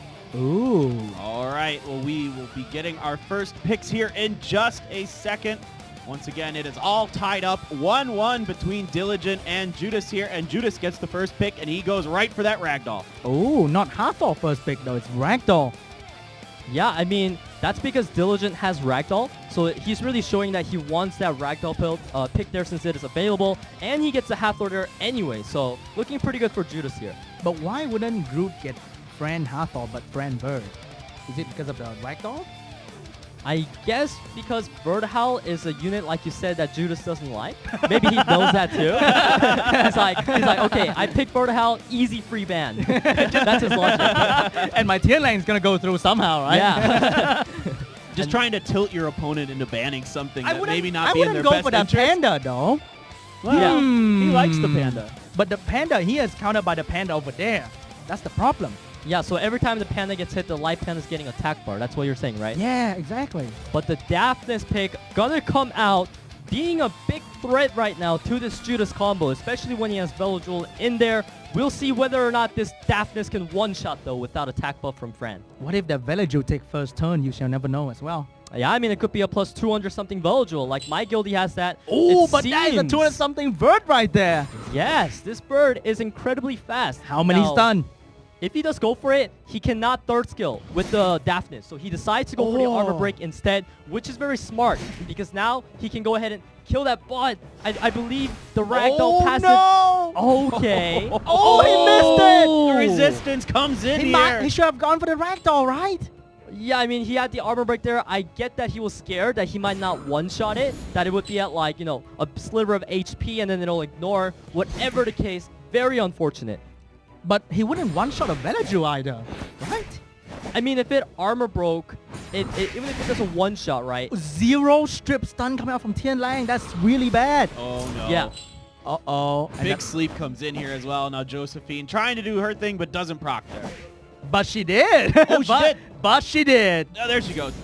But now, is he going to take down Josephine quick enough? Well, there's the armor break, so I believe that this Josephine, without any cleanse coming out, is definitely gonna get taken down. Hathor doing decent damage as well with the armor break. Also, Verd was really fast. He might be on Swift, and a Swift Verd cannot bring this back. Yes, and Tianlang counters a Vertical there too. It's a bit anti-synergetic, right? What is Diligent? What is he doing? Josephine's gone here. What is going on? It's looking really good for Judas so far. He's got the ragdoll up now, doing a bit of damage to that light panda. If he violent procs here, no, he doesn't get the violent proc, so he's going to get a little bit more damage to his face. But even without that, how is Vertical and Daphnis gonna beat out Wind Panda and Ragdoll, right? Because this Tianlang is definitely gonna go down soon, and I believe Daphnis is a very cooldown reliant unit. He needs that skill 3. And that's it! Judah took the win! Yeah. Diligent does tap out here, so it will be Judas taking this in a 2-1 and a big upset over Diligent. Yeah, I mean, like I said, he knew that the Daphnis and Verd, not really enough to deal with what Judas had, so he goes for the early conceive. Yeah, absolutely. Well, that will finish us for match number 2. Stick around, guys. We've got more SWC coming up. Stay tuned.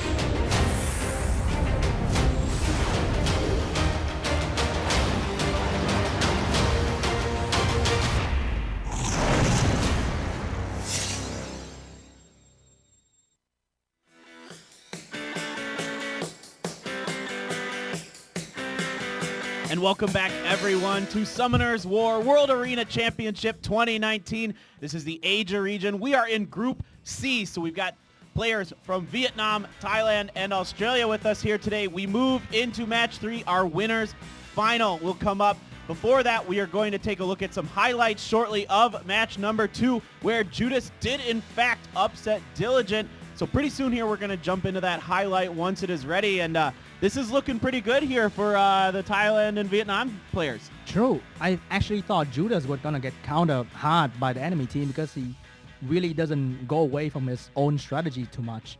But turns out he actually won.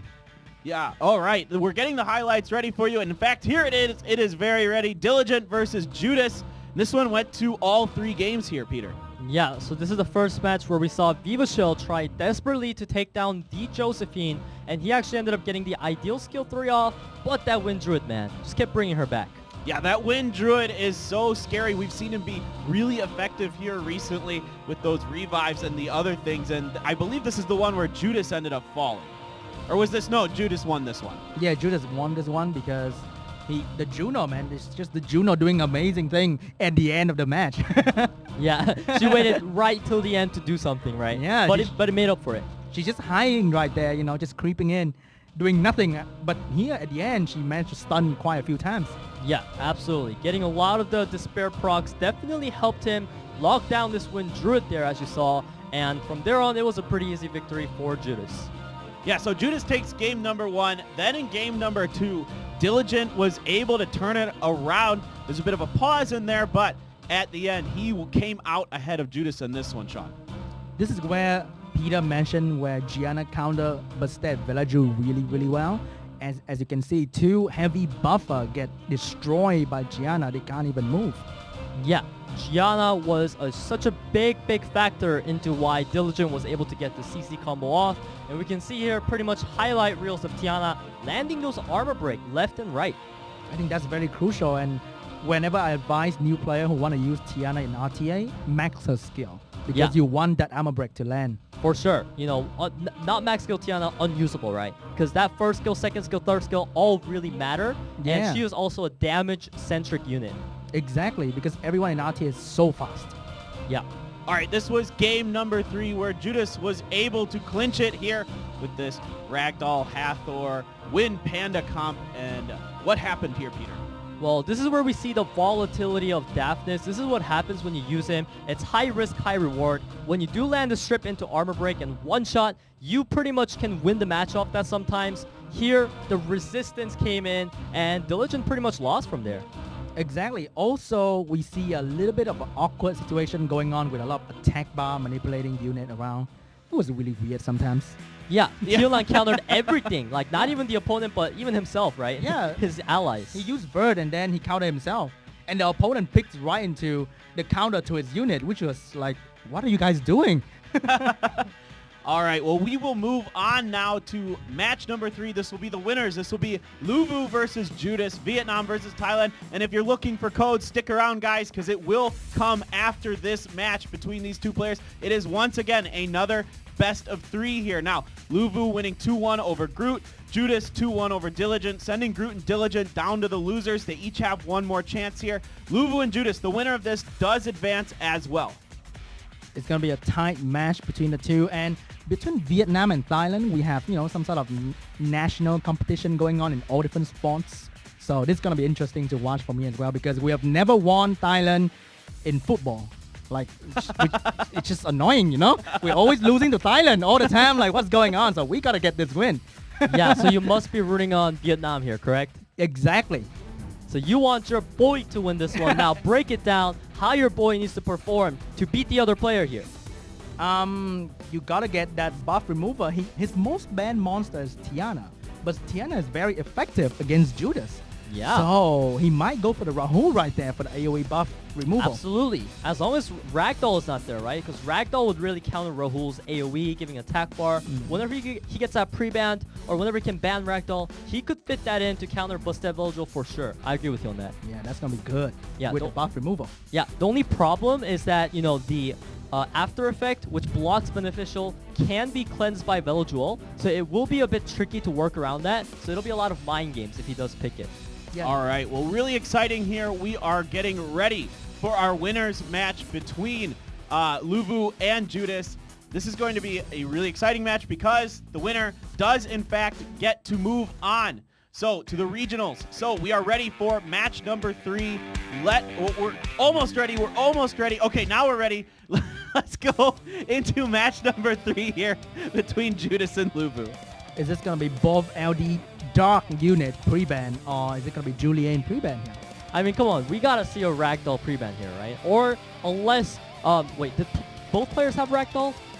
I think Lulu Lulu does have does, Ragdoll. and Judas does. They both do. Yeah. Okay, so Judas has the first pick here, meaning that Lulu might be thinking about pre-banning Ragdoll so that Judas does not get it. It would be funny though if we see them mind game each other too hard and they both pre-ban Ragdoll, right? We have seen that from time to time where both players ban the exact same monster. So we'll see exactly what the rock, paper, scissors is. Okay. Oh, no. It's the vampire just- family. the brothers, vampires are right? gone.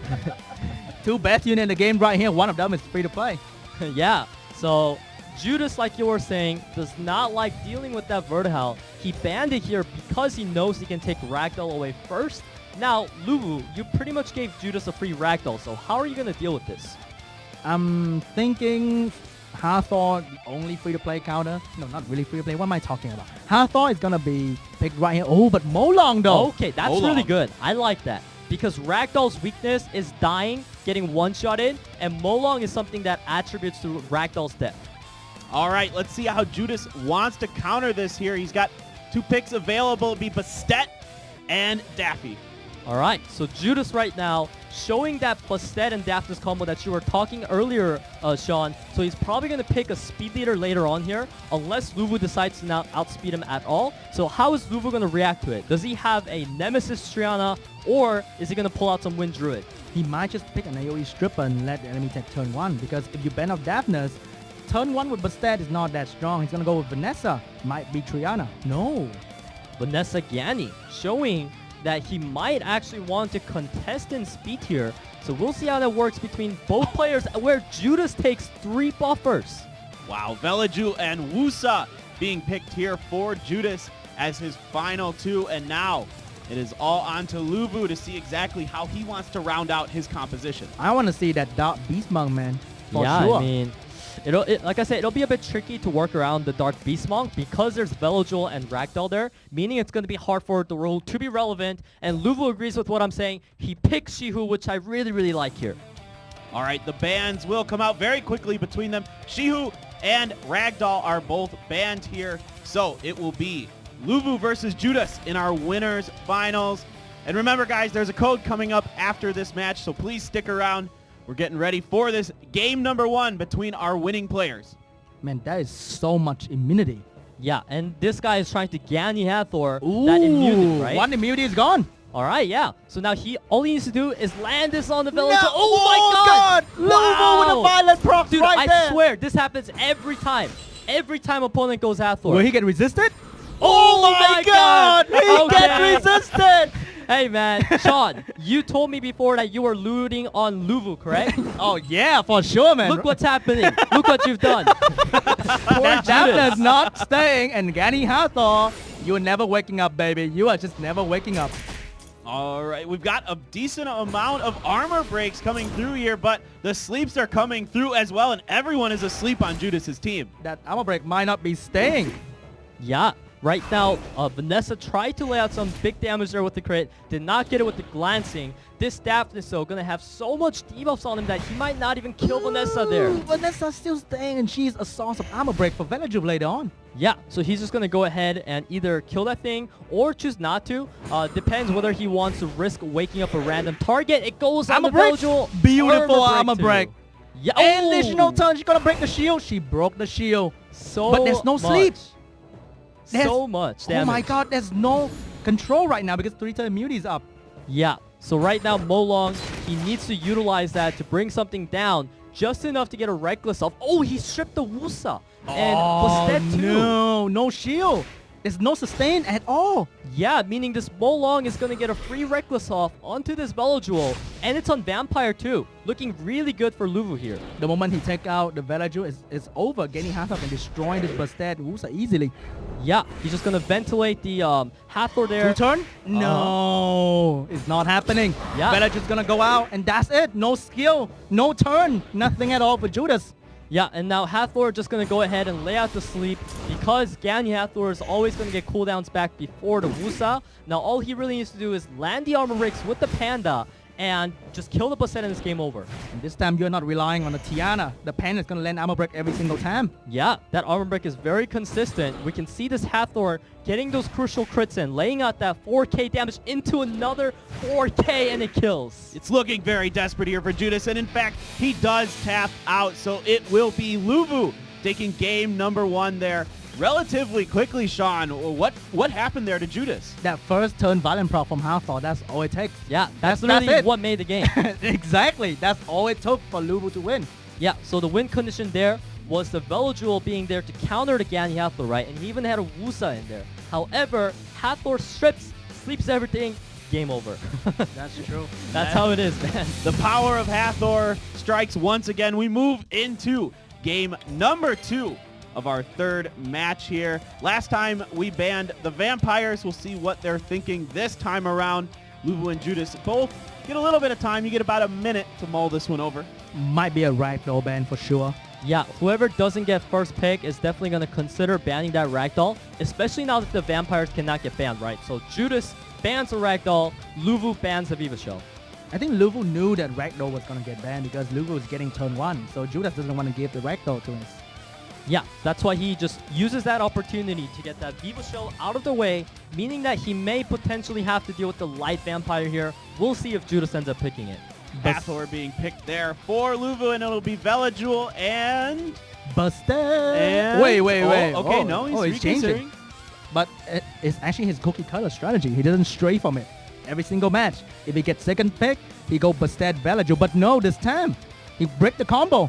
Yeah, we see this a lot actually. You know, players like to do a certain strategy in solo queue, so to say, but when they do come to tourneys, they do tend up changing up their strategies, and we shall see if that works in Judas' favor or not, because now Lulu needs to think about how he doesn't have Ganyu Hathor anymore, and on top of that, there's a Velodual there, which is a great counter to Hathor.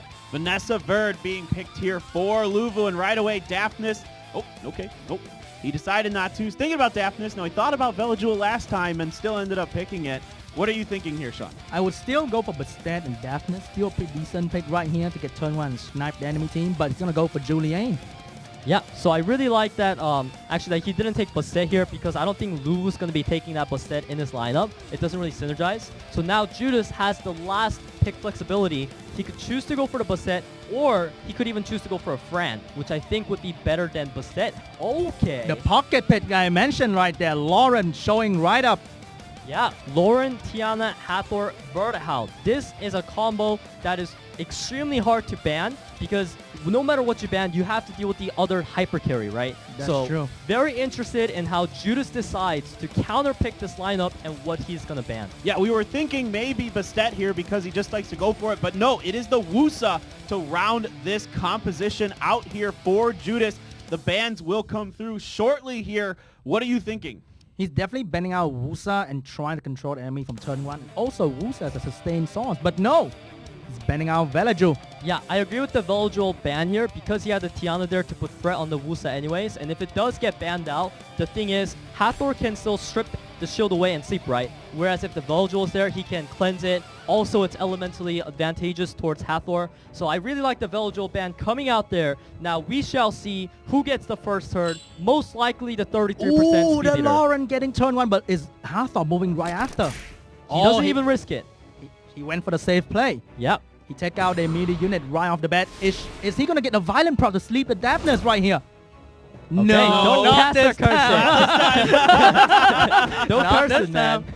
But there's going to be no will runes for Daphnis to utilize for the Yeah. for the F break. So now, this Lauren even gets another turn. Thanks to the Vertihal pushing her up, she lands a strip, but no attack by reduction. So now, he's still going to be able to deal massive damage with the Daphnis. But is he going to kill though? What if he missed a crit? Definitely not 100% crit right there. He Oh missed my a God, crit! Sean! Oh my god! I'm so sorry, Judas. You are down. Good night to Judas. Bye bye. Oh, We need to have Sean. a talk, man. I know you're rooting on Vietnam, but you are literally caster cursing Judas Oh back my and god, forth. Judas. I feel for you, man. I have 80% crit rate as well. And that's bound to happen, baby. All right, now Lulu focusing on the Ganymede here. We're trying to whittle it down. The armor break is on there as well. Here comes the Verdau. Doesn't quite finish it off, though. But the Violent Proc is going to be able to finish it off. It doesn't even matter at this point. To be honest, this is a tilter for Judas. It's looking pretty over for him. The moment a Daphnis failed to kill, he failed to win as well. Yeah, I mean, there's really nothing he can do. Even with the Light Vampire, he decides to concede, meaning the victory goes to Lulu. Yeah, and that will be it. Lulu will be our first player to advance to the regionals here in the Asia Cup. Congratulations to him. Very well played here. And you can thank Sean for some of that caster cursing as well, okay? This is why we brought him in today, Hey, maybe. that's why I call cluster blessing, you know? Okay, Blessing, okay? fair We're enough, not fair cursing anyone over here. All right, we'll give it to you. And just stay tuned, guys. We got a code coming up here very shortly for you. And Judas just didn't look like he had any answers for what Lulu was doing. Yeah, I mean, I don't know. Like, I don't remember if the first match was unlucky. Second match, I feel like it was definitely unlucky. That was the one where Hathor procced and slept, right? Yeah. The first Yeah, match. yeah. So I would say, if I was Judas right now, I'd definitely be a bit angry about the RNG. Yeah. And the lack of Rune on Wusa definitely allowed him to get control in the first match. Yes, for sure. And second match as well. Oh no, second match, not first match. Uh-huh. Yeah, so the coupon code is ready, guys. It is going to come up right below us here once it is and there it is. Here, Group C. Here, Group C, you get 100 energy and 100,000 mana. That is a nice little prize. Copy paste that into your Summoner's War and get some good prizes under the event area. And pretty soon here, actually right now, we are ready for break, guys. Stick around. We will be back with match number 4, the first losers match here at SWC 2019.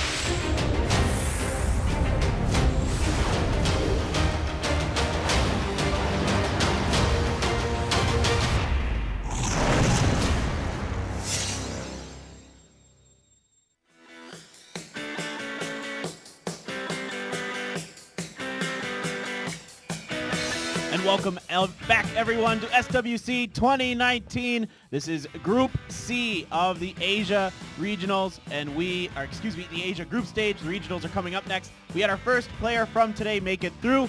It was, in fact, Lulu from Vietnam coming through with a little help from our boy Sean B. A little help? I didn't do anything, man. Let's look at the highlights and see exactly how this played out for Lulu and how he got this win. Oh, it's coming soon. I'm sorry. It wasn't quite ready. Okay, well, we'll just talk more about what happened there, Sean. We're going to see it in the highlights. So now we're going to get to talk about what happened in the first match here. We're basically just going to see Hathor doing Hathor things, right? Yeah, exactly. And also, the Gani outspeeding the Wusa took out one source of immunity right up. Yeah, and I must say that in all matches today, I feel like Daphnis has been underperforming, getting resisted, missing that crit. He is not really working well today. But for sure, he's a very strong unit because he's a threat that can take out one unit no matter what. Yes, he does put an immense amount of pressure on the draft, which is why these players are taking it. And here we can see the Vanessa go down, but even with her down, this Gani Hathor combo, when there's no immunity up, is going to destroy people, especially with Molong in there. Exactly. With the armor breaks, constant more damage for everyone else, crazy stuff. Yeah, and now second match here, we see the Daphnis pick coming in for Judas again, and this is where we see him get,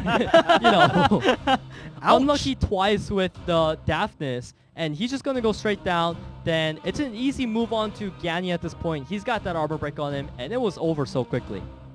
Yeah, this was a big game here for Lulu over Judas. Judas still very much alive. He is going to face the winner of our next match here between Groot and Diligent, which is coming up very, very shortly. We'll take a look at that matchup here in just a second. Now we're back to Australia versus Australia, Peter, and we'll see the matchup in a second. What can we expect here?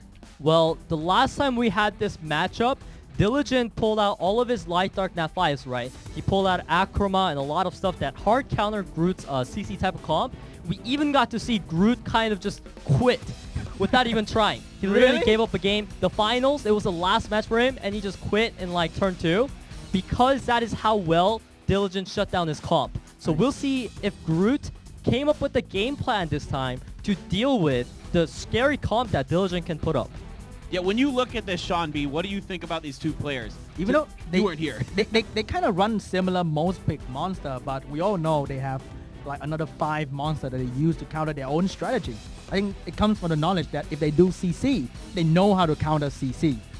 Right, exactly. And like we were talking about earlier, we're hoping to get to see Tyrone from Groot. I don't know if that's going to happen here, but game number 1 is ready. Groot versus Diligent starts now as we get ready for those pre-bans. Would that be a Chroma ban? I don't think it's going to be an Akroma because there's so much more scary LDs on the side of Diligent.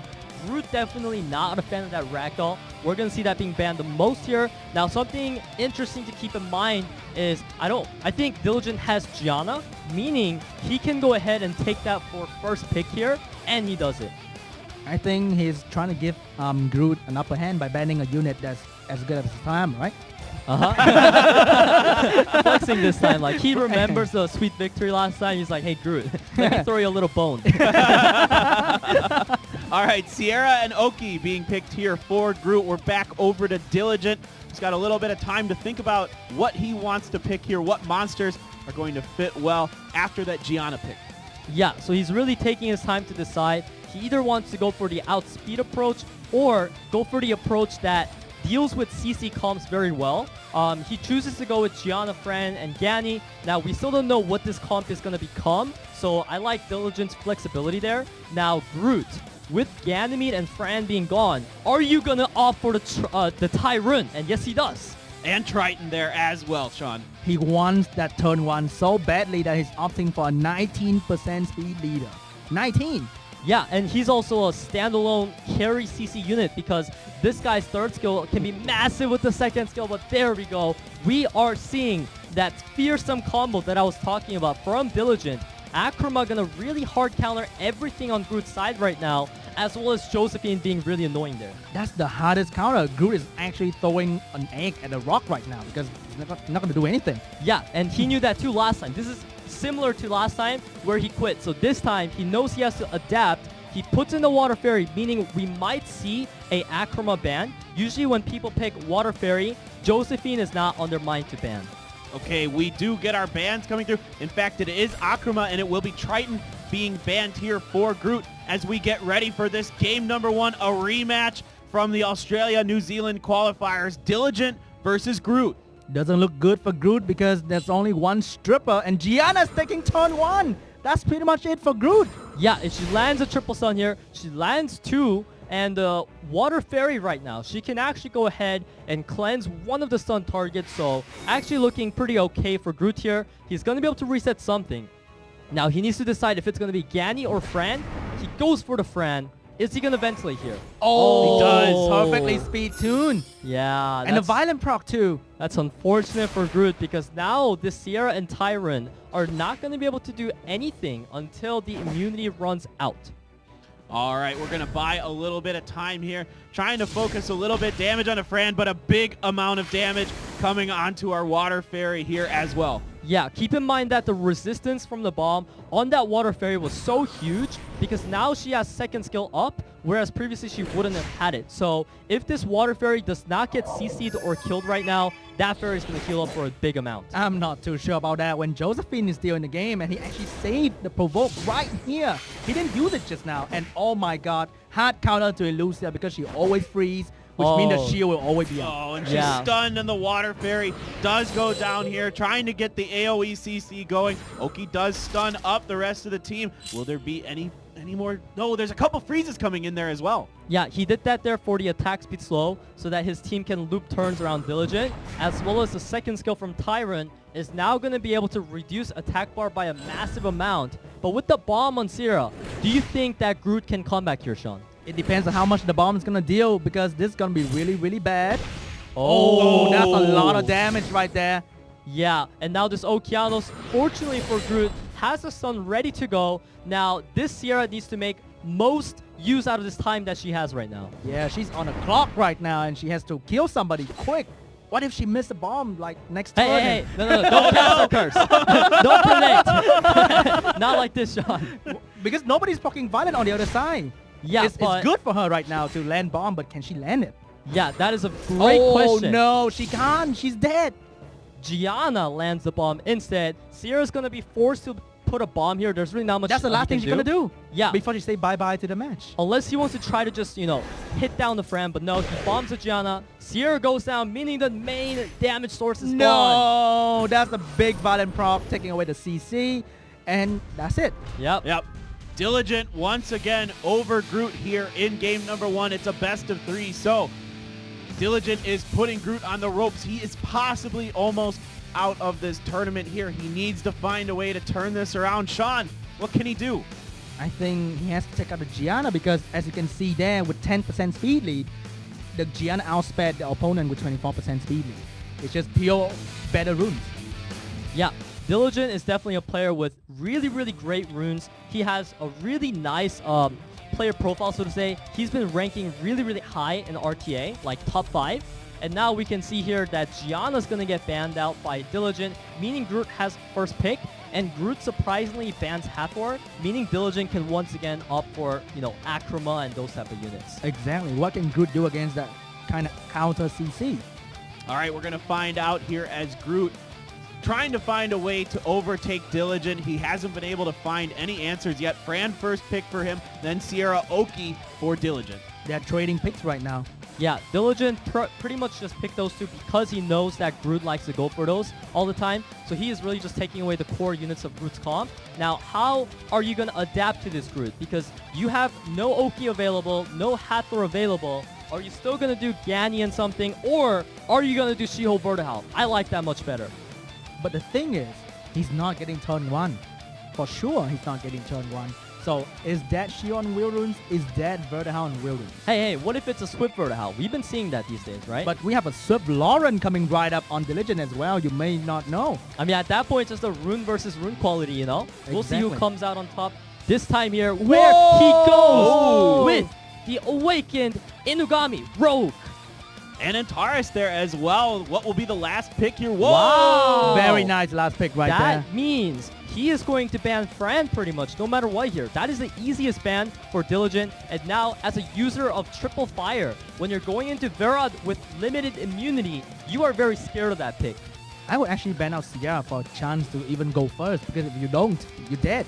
He banned out Verad. Yeah, he bans out the Verad because that is such a hard carry unit. Because the thing is, even if Diligent gets the first turn, right? I feel like that Verad just being there is more than getting that first turn. That's because true. He's going to be consistently carrying against this type of lineup. Now, if you're Groot, you have not a lot of sustain, so you need to make the most use out of your time. That's GG, no will runes. As I say, he's not getting turn 1, but he's not having will runes. And Yeah. what you gonna do in this? There's a quad stun too. Yeah, the whole team gets stunned up here for Groot. And now it is a lot of time being bought. Lauren doing some damage, getting that armor break as well. Yeah, this Vertihal, once he gets that bomb on him, he's pretty much a goner. There's not really much that this Vertihal can do at this point. And that is Antares getting the proc, but no despair. Yep, he's not getting anything. I would actually go straight for Antares just to seal the deal right here, because nobody else is moving. There's a lot of stun coming down here, of course, in these CC comps that Diligent loves so much. Continuing to focus down. Getting a big stun and a lot of damage onto Lauren there. Yes, that is an absolutely huge stun. However, Lauren procs out of it, meaning attack bar is going to go down here. He really wants that Vertihal gone. He's making sure he's doing enough damage on it. Antares, you have to solo carry this. Dude, I think Diligent's playing pretty funny because Antares is doing work right now and nobody's stopping him. No bombs. Is he going to land? All right, He here we goes go. for the Shiho. Okay. Okay, Shiho with the bombs this time. Imagine the quad stun coming out from Antares. Oh! That hurts. That hurts. And no stun on Antares. Is he going to get a turn? Okay, Rogue with the proc. Go 5 times. Let's go! Oh my God! Go Let's again, go, Rogue. Let's go. Is do he going to it. get it? Is he going to get another kill? Let's do it, Rogue. He's thinking, will he team up? He's looking for it. He's got to do it now. Here comes the team Big up. Oh, there's a stun there. Antares might proc right now and destroy Ciara. Nice Oh, stun this as well. what the And it's heck gonna is be this? a proc. This And- RNG. Oh no, it's the slow debuff. He's not moving and Rogue's getting a turn. Rogue proc. He's gonna finish. Oh. Why not Okeanos? Yeah, he should have done Oki there. I agree with you because he could have gotten an additional turn. Whatever the case, maybe he would have survived that. Sierra right now going to be able to land a bomb. If this dots, it's over for Diligent. No. Oh, and the why, Groot? Oh, the Why? dot is here. Yeah. I don't know if he can do this. One last hit. Take down the HP of Sierra and finish her. Yeah, I agree. Okay. Oh, the Okay, stun. finish. Kill Sierra. Finish her. Yes. And finish Yes, him go as for well. it. Go for That's it. gonna be That guy. crazy. Yes. Oh my God. Rogue, let's go. My boy, Rogue. Oh, we need some hype music right now for Rogue. Oh, this is gonna be a stealing it. victory. Oh my God. Wow. Groot gets it done with some big damage there from Rogue. Crazy game there. You guys crazy. are going nuts over here. That was insane. That's what happened like once every 10 stream on Twitch. YouTube highlight montage right there, you know? Exactly. That was crazy. I think he was out there to have fun when he picked that as well, but he won. Yeah, that was And crazy. he's just straight up win. Just it looked like it was over. 2 of the units just gets blown up right Yeah. away by Diligent, and then all of a sudden Rogue just goes crazy. That was Yeah. insane. I mean, also at the same time, though, you do have to question Diligent's playmaking there. He seemed to be targeting units that were already, like you said, locked down. Yeah. Maybe if he just took out Rogue or Antares early on, that wouldn't have happened. Exactly. He kept focusing on the bird, which was locked down, half HP, has a bomb on his face. He's dead, even if he violent procs. Yeah. All right, the pre-bans come through. It will be Ragdoll and Sierra being banned out here. Group banning Ragdoll. Sierra being banned by Diligent. It's all tied up 1-1. Groot looking to pull off the upset as he's finally able to find a way to defeat Diligent. Yeah, so this Gianna pick coming in for Diligent, absolutely huge because now Groot needs to somehow find a comp like last game. Maybe pull out something like Rogue again or even something more flashy this time to catch Diligent off guard and take a victory for himself because we do know that Diligent's Monster Box is very good at countering Groot's standard lineup. And exactly, he's doing that right now with Josephine, but no, he's thinking again. All right, thought about Josephine Ganny. Now he's going to go for Verd and Vanessa. He's getting turn 1. He wants that turn 1. He's not countering anymore. He's being aggressive right now. Yes, I do really like aggression because I feel like in this meta, aggression is one of the best straps you can do. Now, to respond to the double fire, here comes double water. which means no more rogue. You just can't. I mean, we'll see. You know. Oh, there might be Oh. rogue right now from Groot. And actually, if Diligent does not go with an immunity last pick here, I would actually like to see maybe some Tessarian as well. Definitely Antares last pick right there. Oh yeah. Oh. Antares is going to be a good answer to both Diana and Hathor. I agree with you on that. But we'll see if he locks it in, and he does. So now, what is going to get banned on each side? Antares for sure. Antares ban on this side and Gianna ban on the other side. He can't let turn 1 slide, right? Oh, bans on okay. Hathor instead. I do find that Hathor ban quite questionable. I feel like... Wait. He doesn't have wheel runes. That's why. Okay, but... He's like, bring your Gianna. I don't care. My rune sucks. but I'm kind of... all right. All right, he does have wheel runes. Never mind. I'm kind of iffy about letting this Bird Diana combo through, especially when you have Shiho and the Water Fairy in there, because it means this Diana is going to be so rampant. Even with the armor break being there, this Fran might be a goner. Oh, wow, this Fran. We are going to transform into human form to get that extra damage from Diana. And down goes Fran. That's 6,000 per hit. Yeah. That's crazy damage. Definitely And a crit no. damage, Diana. That stun preventing her from healing. Yeah, that's going to come that's in huge. super duper huge right now. He needs to Shiho needs to stun. Didn't get it and the counter. Whoa, He's he gonna needs to try stun again. Oh, the and he counter got again. 4 Wow. glancing hit from Verd. Feels bad for Verd right there. Yeah, but now all he needs to do is focus down the Lucia, and it is a death sentence for her. This is looking really, really bad for Groot. But if he transforms right now, Okeanos might move between. No, and it stun. doesn't matter. He needs to go for the kill because Okeanos and Shihu is not going to 2v4 at this point. Diana, no longer relevant. You might as well throw it under the bus for that damage to make sure she dies. All right, Shio might be the carry here with the quad stun on Diana, maybe. No, going straight for the Verd. Looking to see if we can get this Verd down, but I believe the passive of Vanessa is still up here for Diligent. Oh, the bomb is gonna go. Oh, he chooses to save it because he doesn't want Oki to return it. Now, this match is completely dependent on Shihu. How many stuns can you get? How many violent procs can you get? And Okeanos is also on violent runes for Groot, so Groot can actually win this as long as he procs enough and this Diana doesn't proc. Okay, things are looking good. Is the bomb gonna land? The bomb's gonna land, but he does have invincibility, so it's fine. Yeah, he can do third skill right here, save himself from the bomb. However, Gianna also has a strip as well as Diana. This is looking really bad for Groot. Oh, that is a big proc. She does have armor break next turn. And Yeah. that's a huge stun as well. GG. Yeah, unfortunately, Groot, you tried to play the underdog, brought us such a good game with Rogue, Ah. but round 3 is going to go in the favor of Diligent. Yeah, and congratulations to Diligent moving through to the losers finals here. He will be going up against Judas next.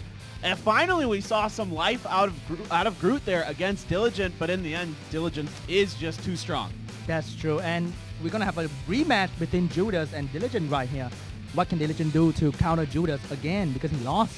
Pull out a Rogue, man. It's OP. We just saw it happen. 2v4. Exactly. And I don't like 2 water pick in a row. That's just exposing yourself to Diana, right? Yeah. As a Diana user, you know that sure well. Yeah, I mean, in this meta right now, I feel like in the past, elements didn't really matter too much. You could pick a weaker element and not get punished for it. But these days, because there are so many units in the meta, element is extremely important. All right, well, with that, we are going to take a break as we get ready for our final match of the day. Stick around. There's more codes as well, guys. We'll be right back.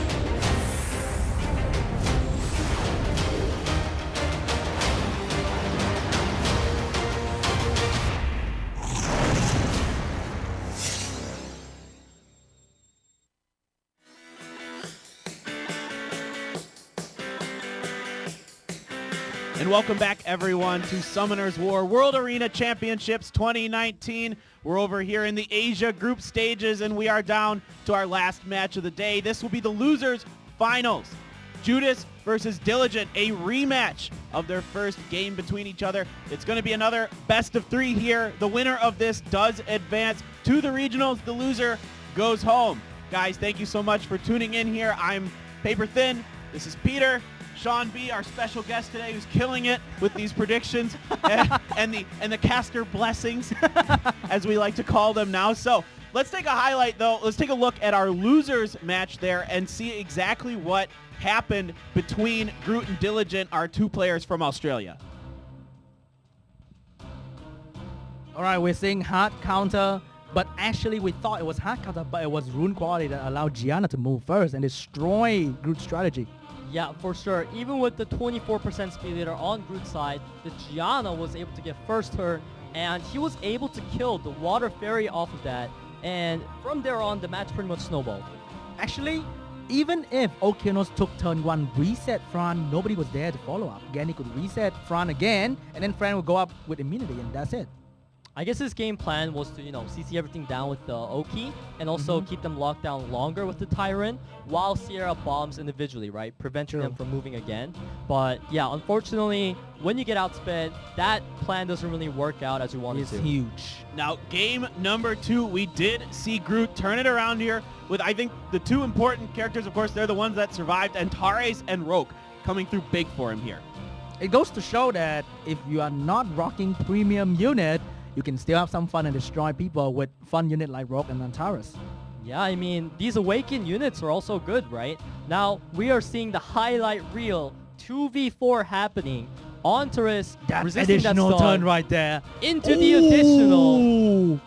And it just procced everything from here, it feels like. Yeah, the additional turn from Rogue was insane and destroyed the and Lauren. that revenge stun. Yeah, he should have killed this Antares early on, man. The slow debuff allowed Rogue to sneak in between the enemy and destroy them. So here goes down Sierra, and the Oki goes down, and from there on, it's over. It's just destroying crazy Rogue damage. Yeah, and down went Diligent in this one. So Groot was able to tie it up 1-1, but going into this final game here, Diligent just proved too strong, Peter. Yeah, Diligent, he had the speed leader there with the Diana Vertihal, which I commented on. And as I said, Groot's lineup wasn't really well equipped to deal with this Vertihal, Vanessa, and Diana, which is why I questioned the Hathor ban. I think he banned Hathor because he's so scared of getting slapped turn 1 on these 2 warrior units. But actually, if you let Gianna through, your immunity unit gets stunned. And I think letting the immunity unit stay will be more important. And let the 2 warrior unit get slapped. I think it's going to be okay. Yeah. So here we see, unfortunately, that Shiho did not get enough stuns and procs to make the comeback. If Oki procced her, that could have done it too, because he was 1 turn away from his skills. And that could have been really, really good for him. Unfortunately, Vanessa's the one proccing, and he goes down here pretty much. Maybe he was hoping for 1 resistance coming out from Fran or Okeanos, but, it doesn't happen too often. Yeah, maybe take Will off of Oki, right? Yeah. Usually you don't run Will and Oki. Yeah. Trying to get fast. But he was on Violent. I think that's why. So maybe the runes playing into it a little bit there for Groot. We talked a lot about that in that matchup, but we got to move forward, guys. We are into our final match of the day. We're going to decide our last qualifier for the regionals for the Asia Cup, which will be coming up in Taiwan very soon. Make sure you guys stay tuned. We do have 1 more week of the group stages as well, but here we've got Judas versus Diligent. Peter, what are your thoughts? So here we're going to be seeing that Gianna coming in again to deal with the Basset and Vela Jewel. However, the last time we saw these players fight, Judas kind of stomped over Diligent, right? So I feel like Diligent needs to learn from that and draft better this time.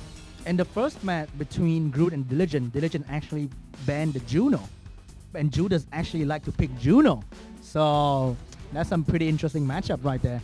Yeah, we've seen Juno kind of be hit or miss. You guys talked about this. It feels like maybe 25% of the time she's going to give you a pretty strong showing, and the other times she's just not that great. So it's almost a kind of a roll of the dice. Sometimes you got to take some risks to overcome an opponent maybe that you feel might be stronger than you in some ways. Diligent, of course, being one of our strongest. So many, like you said, Nat 5, Light and Darks, and these other things he's got available to him. But we are ready here for match number 5. This is set number 1 between Judas and Diligent. Speaking of Juno, though, I actually have an idea. What do you think? What if Juno had a bomb instead? That would be fun. Bomb instead of strip. That would be like, I mean, she wouldn't be able to detonate, right? So it would be like a Gianna with no strip, but she's immune to CC. I feel like that could be fun. Or maybe give her passive attack by reduction. Even that, you know, attack for absorption, like Ager. Yeah, that's gonna be fun, right? Yeah. Make her more fun, you know? She's All right. a bit too boring. So a couple darks being banned out here in the pre-ban as we theory craft Summoner's War. Gianna and Vivachel being banned. Now Ragdoll picked up by Judas on his first pick, countered by Hathor and Verd, and then looks like maybe Velajul here for Judas. Yeah, this Velajul pick, definitely always his pocket pick, but it's also a really good one into Hathor. That's true. And also, Judas' team is not weak against a Chroma. So that is one big gun from Diligent getting shut down. Yeah, so now Diligent answers back with an immunity of his own through Fran. And now this fourth pick is really going to shape his lineup. So he really needs to take his time to decide what kind of vibe does he want to try this game. And he goes for Oki. I'm not too sure though, because this is obviously a Ragdoll ban, which gives Judas the chance to pick anything he wants. Yeah, so this definitely allows Judas to draft a comp around this Hathor Oki Verd combo. We're most likely going to be seeing a lot of anti-CC coming out here. Juno. Yeah. Okay, maybe Juno. All right, Julian and Judas's last pick. Will it be the Juno? No, it's going to be Wusa here. Yeah, I do like the Wusa in there. Wusa is a good pick. Now, Diligent really needs a good last pick. That's the only way. Like, right now... You need damage, man. You definitely need damage. A Daphne's way, maybe. Yeah, right now, if Vertihal gets banned, it's really tough for Diligent to have a consistent team comp here. So he needs to put in something that makes Judas wants to maybe not ban Vertihal. There we go. Diana will be the last pick here to round out Diligent's composition as they look to do their bans. You guys seem pretty confident that Ragdoll is going to get banned here on Judas's side. What about Diligent? On Diligent's side, I was maybe predicting a Diana or Verd. However, we're going to be seeing that Fran banned out, which I actually like too, because she's a pretty toxic unit, right? And then Wusa gets banned on Judas's side. That's interesting because he picked Diana and he actually banned out Wusa because Diana rips immunity apart. All right, well, this ought to be interesting. Both players kind of maybe doing things a little bit unorthodox here as we've got Diligent on the top versus Judas on the bottom and starting things off. That's a big resistance right there. And that's the end for Hathor as well. He can't do much. has Diana to strip. However, Diana is not going to get much done when there's Light Vampire and Ragdoll around. Look at that proc with the damage. I'm Half not HP. too sure though. You might want to stun the Verd real quick. But, you know, that's a lot of damage. Never mind me. Yeah, because as long as he kills his Diana, in my opinion, Judas wins, which is why he's dumping the damage sources in there right now. Diana, he goes for the transform. I wonder who he's going to go for, though, because he can't really kill anything. Definitely going straight for Julian, hoping for the continuous damage to be at the right spot. Oh, But that Diana, man. That Diana's going out. If she transforms, she's dead. And she is. She is dead. She can't do anything. Yeah, she's got that dot on her. This is really, really difficult here for Diligent now. Here comes the AoE sleep. Gets a couple here from Hathor, but the immunity holding tough. Yeah, so now Ragdoll, though, he's going to be great at getting this team to move out of the Hathor sleep. He's going for the Verd first, but that Vertihal is pretty tanky. Yeah, we're seeing the free-to-play Ragdoll versus Ragdoll. Both are getting a lot of attack power, so we need to take this Verd out real quick. All right, we're trying to focus this Vertihal down, just letting that Diana be. In fact, there she goes. She is dead there to that dot, and now Diligent is at a 4-3 disadvantage. Yeah, and there's another resistance coming out of Ragdoll there, which is really good for Judas because he wants to get as much damage done on this Vertihal as possible. Here comes, it might be a violent proc coming out from Julian to finish off that Verd. It might be. He's looking for it, man. He's hungry for a kill. We'll see. We're all waiting on it right now. The suspense. No violent proc coming out from Julian. Here comes the big boy stun. Is there anything Diligent can do? Oh my god, that is classic Oki right there. The thing about Oki is he AoE attack, and every time he does that, the entire enemy team with Ragdoll move. Yeah, and now this Scanny is actually going to be able to finish off the Vertihal there, meaning how is this Oki and Hathor going to come back against the Ragdoll? And this Velajul may get a violent proc to put up 3-turn immunity, but not yet. But still, there's no damage to kill off this Julian, let alone Ragdoll. Yeah, this is looking really tough for Diligent. Oh, no, that's to seal the deal right there with Seal Magic. Yeah. The Seal Magic comes through, resetting things here, and Diligent looks to be in a lot of trouble. The Noble Agreement breaking that Hathor, and yes, indeed, it will be Judas taking game number 1 here against Diligent once again, and Judas really seems to have Diligent's number, Sean. That's true. With the big damage in turn 1, destroying that Diana early on, seal the deal, really, because there's no more damage coming out.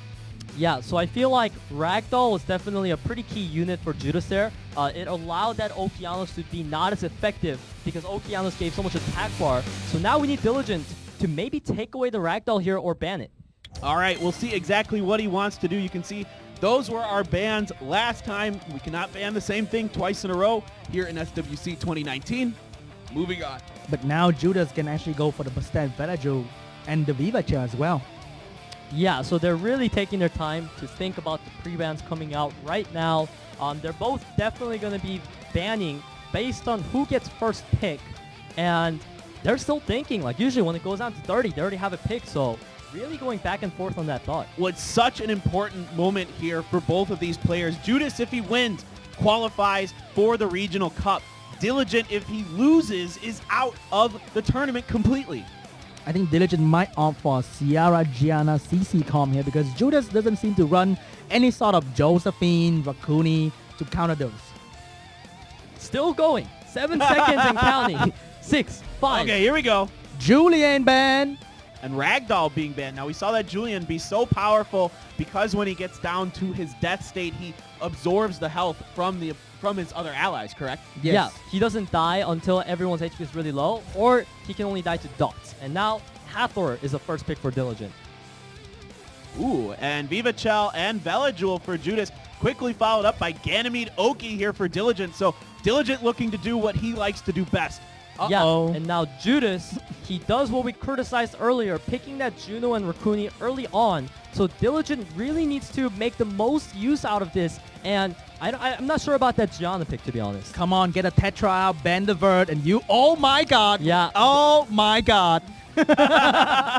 We got him, boys! I think ban Bird or Ganny, and the upper hand should be on Judas' side. Because if you don't ban Vert, there's too many bombs, you know? Yeah.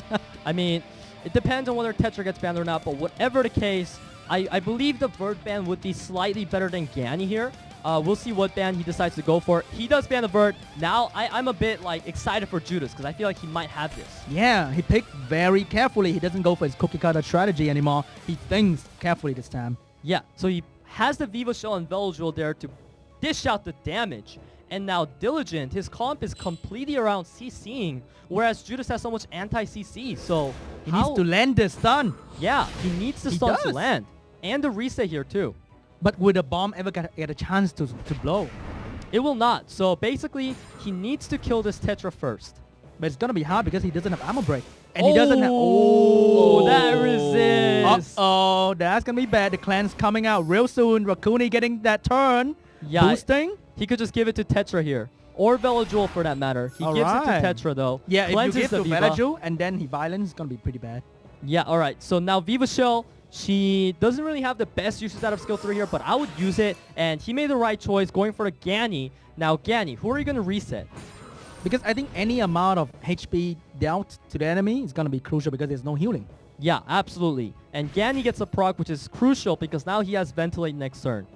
Man, as you can see, the hard counter to one of the best unit in the game, the Blue Fish, is doing very well protecting the team because Ganny, Hathor, Oki, control very strong, damage very weak. All right, all 4 units stunned here for Judas as he's looking to wait while we get the delayed promise coming in here from Hathor as well. How many will get slept?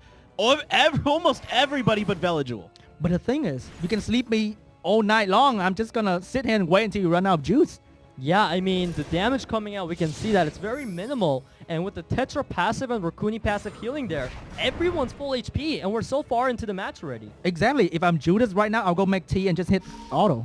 Like just hit me, man. I don't care. Yeah, auto and target I'm not Ganny. playing anyway. You know, you're not letting me move. I'm not moving. That's what's so depressing about playing against these CC comps, right? But that's why he has a comp in there that can try to outlast the CC comp I feel like Judas is definitely very strong here, although he's not getting a single turn. Yeah, Diligent is sweating balls right now, and he's doing everything correctly, but Judas just doesn't seem to care at all. Look at that HP. It just keeps getting healed Like, to full. nice damage, bro. Yeah. Very big damage. 500 damage. I'm so scared. Oh my god. This is crazy. It is just Judas doesn't even have to move, like you guys are saying. He's just sitting here. Everything's asleep, stunned. It doesn't matter. Here comes another delayed promise. I mean, we can ventilate Hathor all day, and it just doesn't matter. Yeah, like Judas might have finished cooking his dinner already, and no damage is done. Look at that. Everyone is healthy. Yeah, the Gani though, surely his HP is dropping because there's no sustain on Diligent's side. So meaning maybe one violent proc out of Villagewell next time might be enough to take out Gani. Exactly. As the clocks run, the more damage coming out from Judas' default attack. And just no damage at all. Look at that. 2,000 damage. But he does land a glancing. Let's see if it works or not. No, it lands a crit on the Gani regardless. And Villagewell just keeps getting healed to full HP. Look, every time Raccoon and Tetra move, he's backed. Like, he's healthy. Nothing gets done. Yeah, I mean, how many times have we seen AoE CC this game? AoE stun into AoE sleep. We've seen so many of that, but it's just getting nothing done. We might think we are facing the biggest, best CC combo in the game, getting countered by 2 free-to-play units. Well, there you go. Like, write down notes at home right now. Build your Raccoon and Tetra for this type of purpose, because, man, this is actually really good. Exactly. Like, only these 2 units are keeping the team so healthy that you can have any other thing. It doesn't really matter. Okay, so we are finally seeing some damage on this Villagewell. Is it going to be enough, though?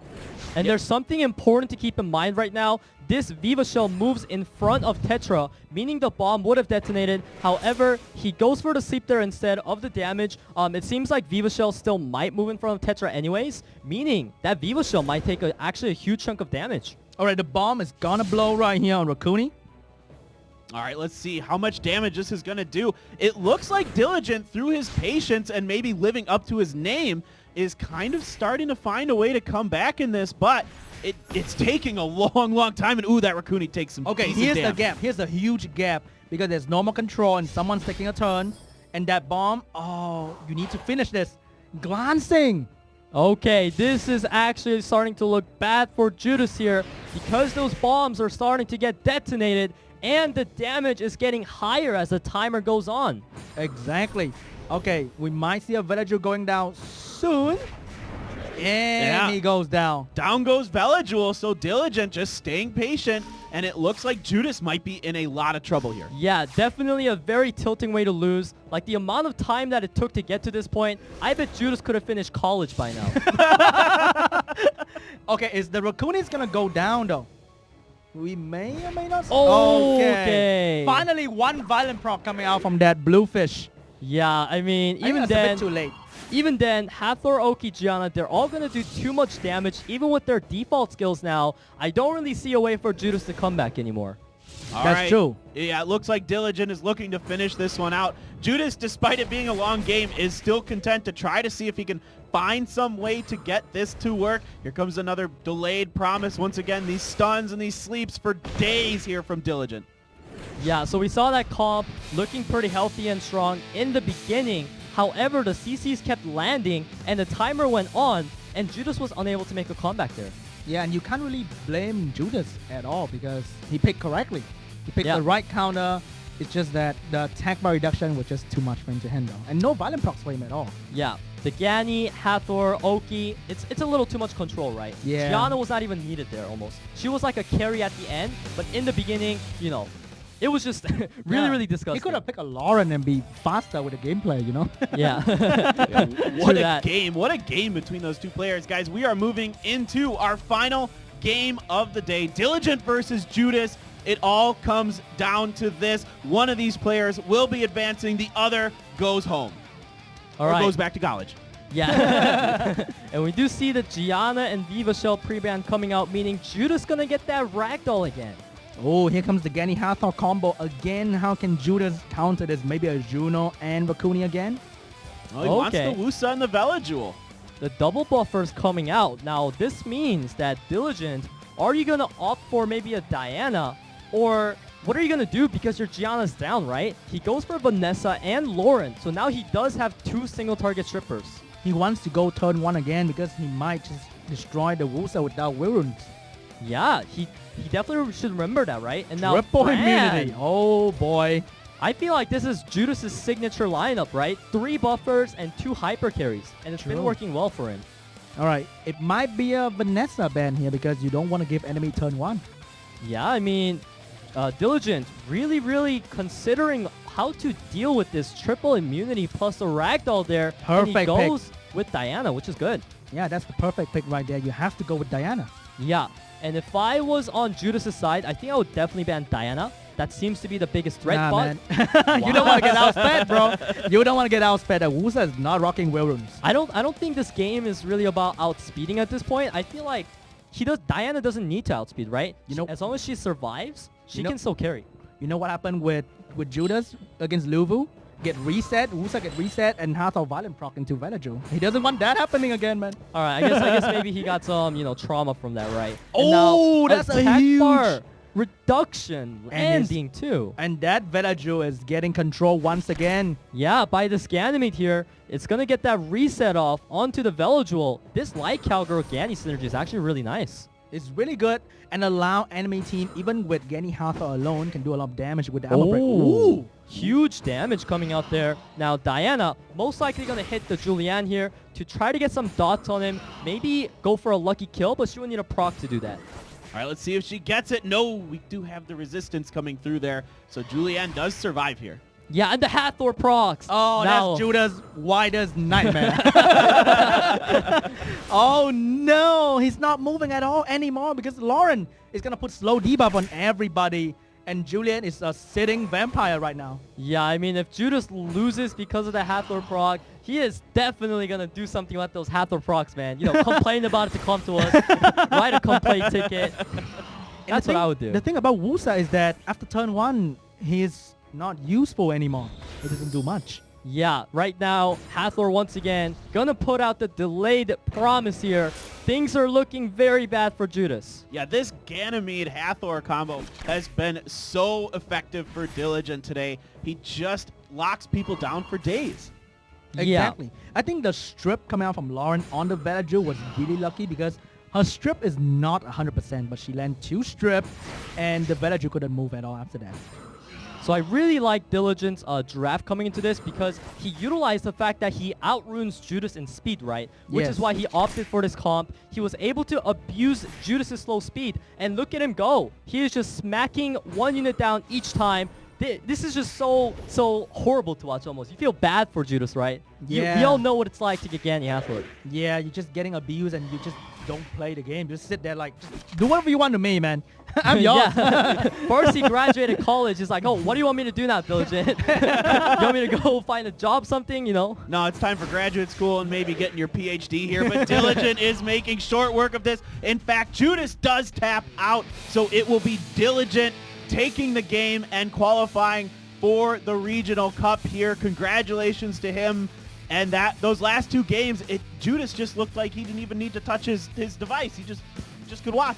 Yeah, it's like, you win, man. You win. You pick better. And he doesn't even need better RNG at all. He just straight up out draft the enemy. Yeah, so like I said, although with the Vanessa leader there, the Wusa could get outsped, I feel like Vanessa was not the ban there. I feel like he needed to ban some hyper carry. And Vanessa, it's more of like a speed leader, a support kind of role, not the hyper carry that he should have banned in my opinion.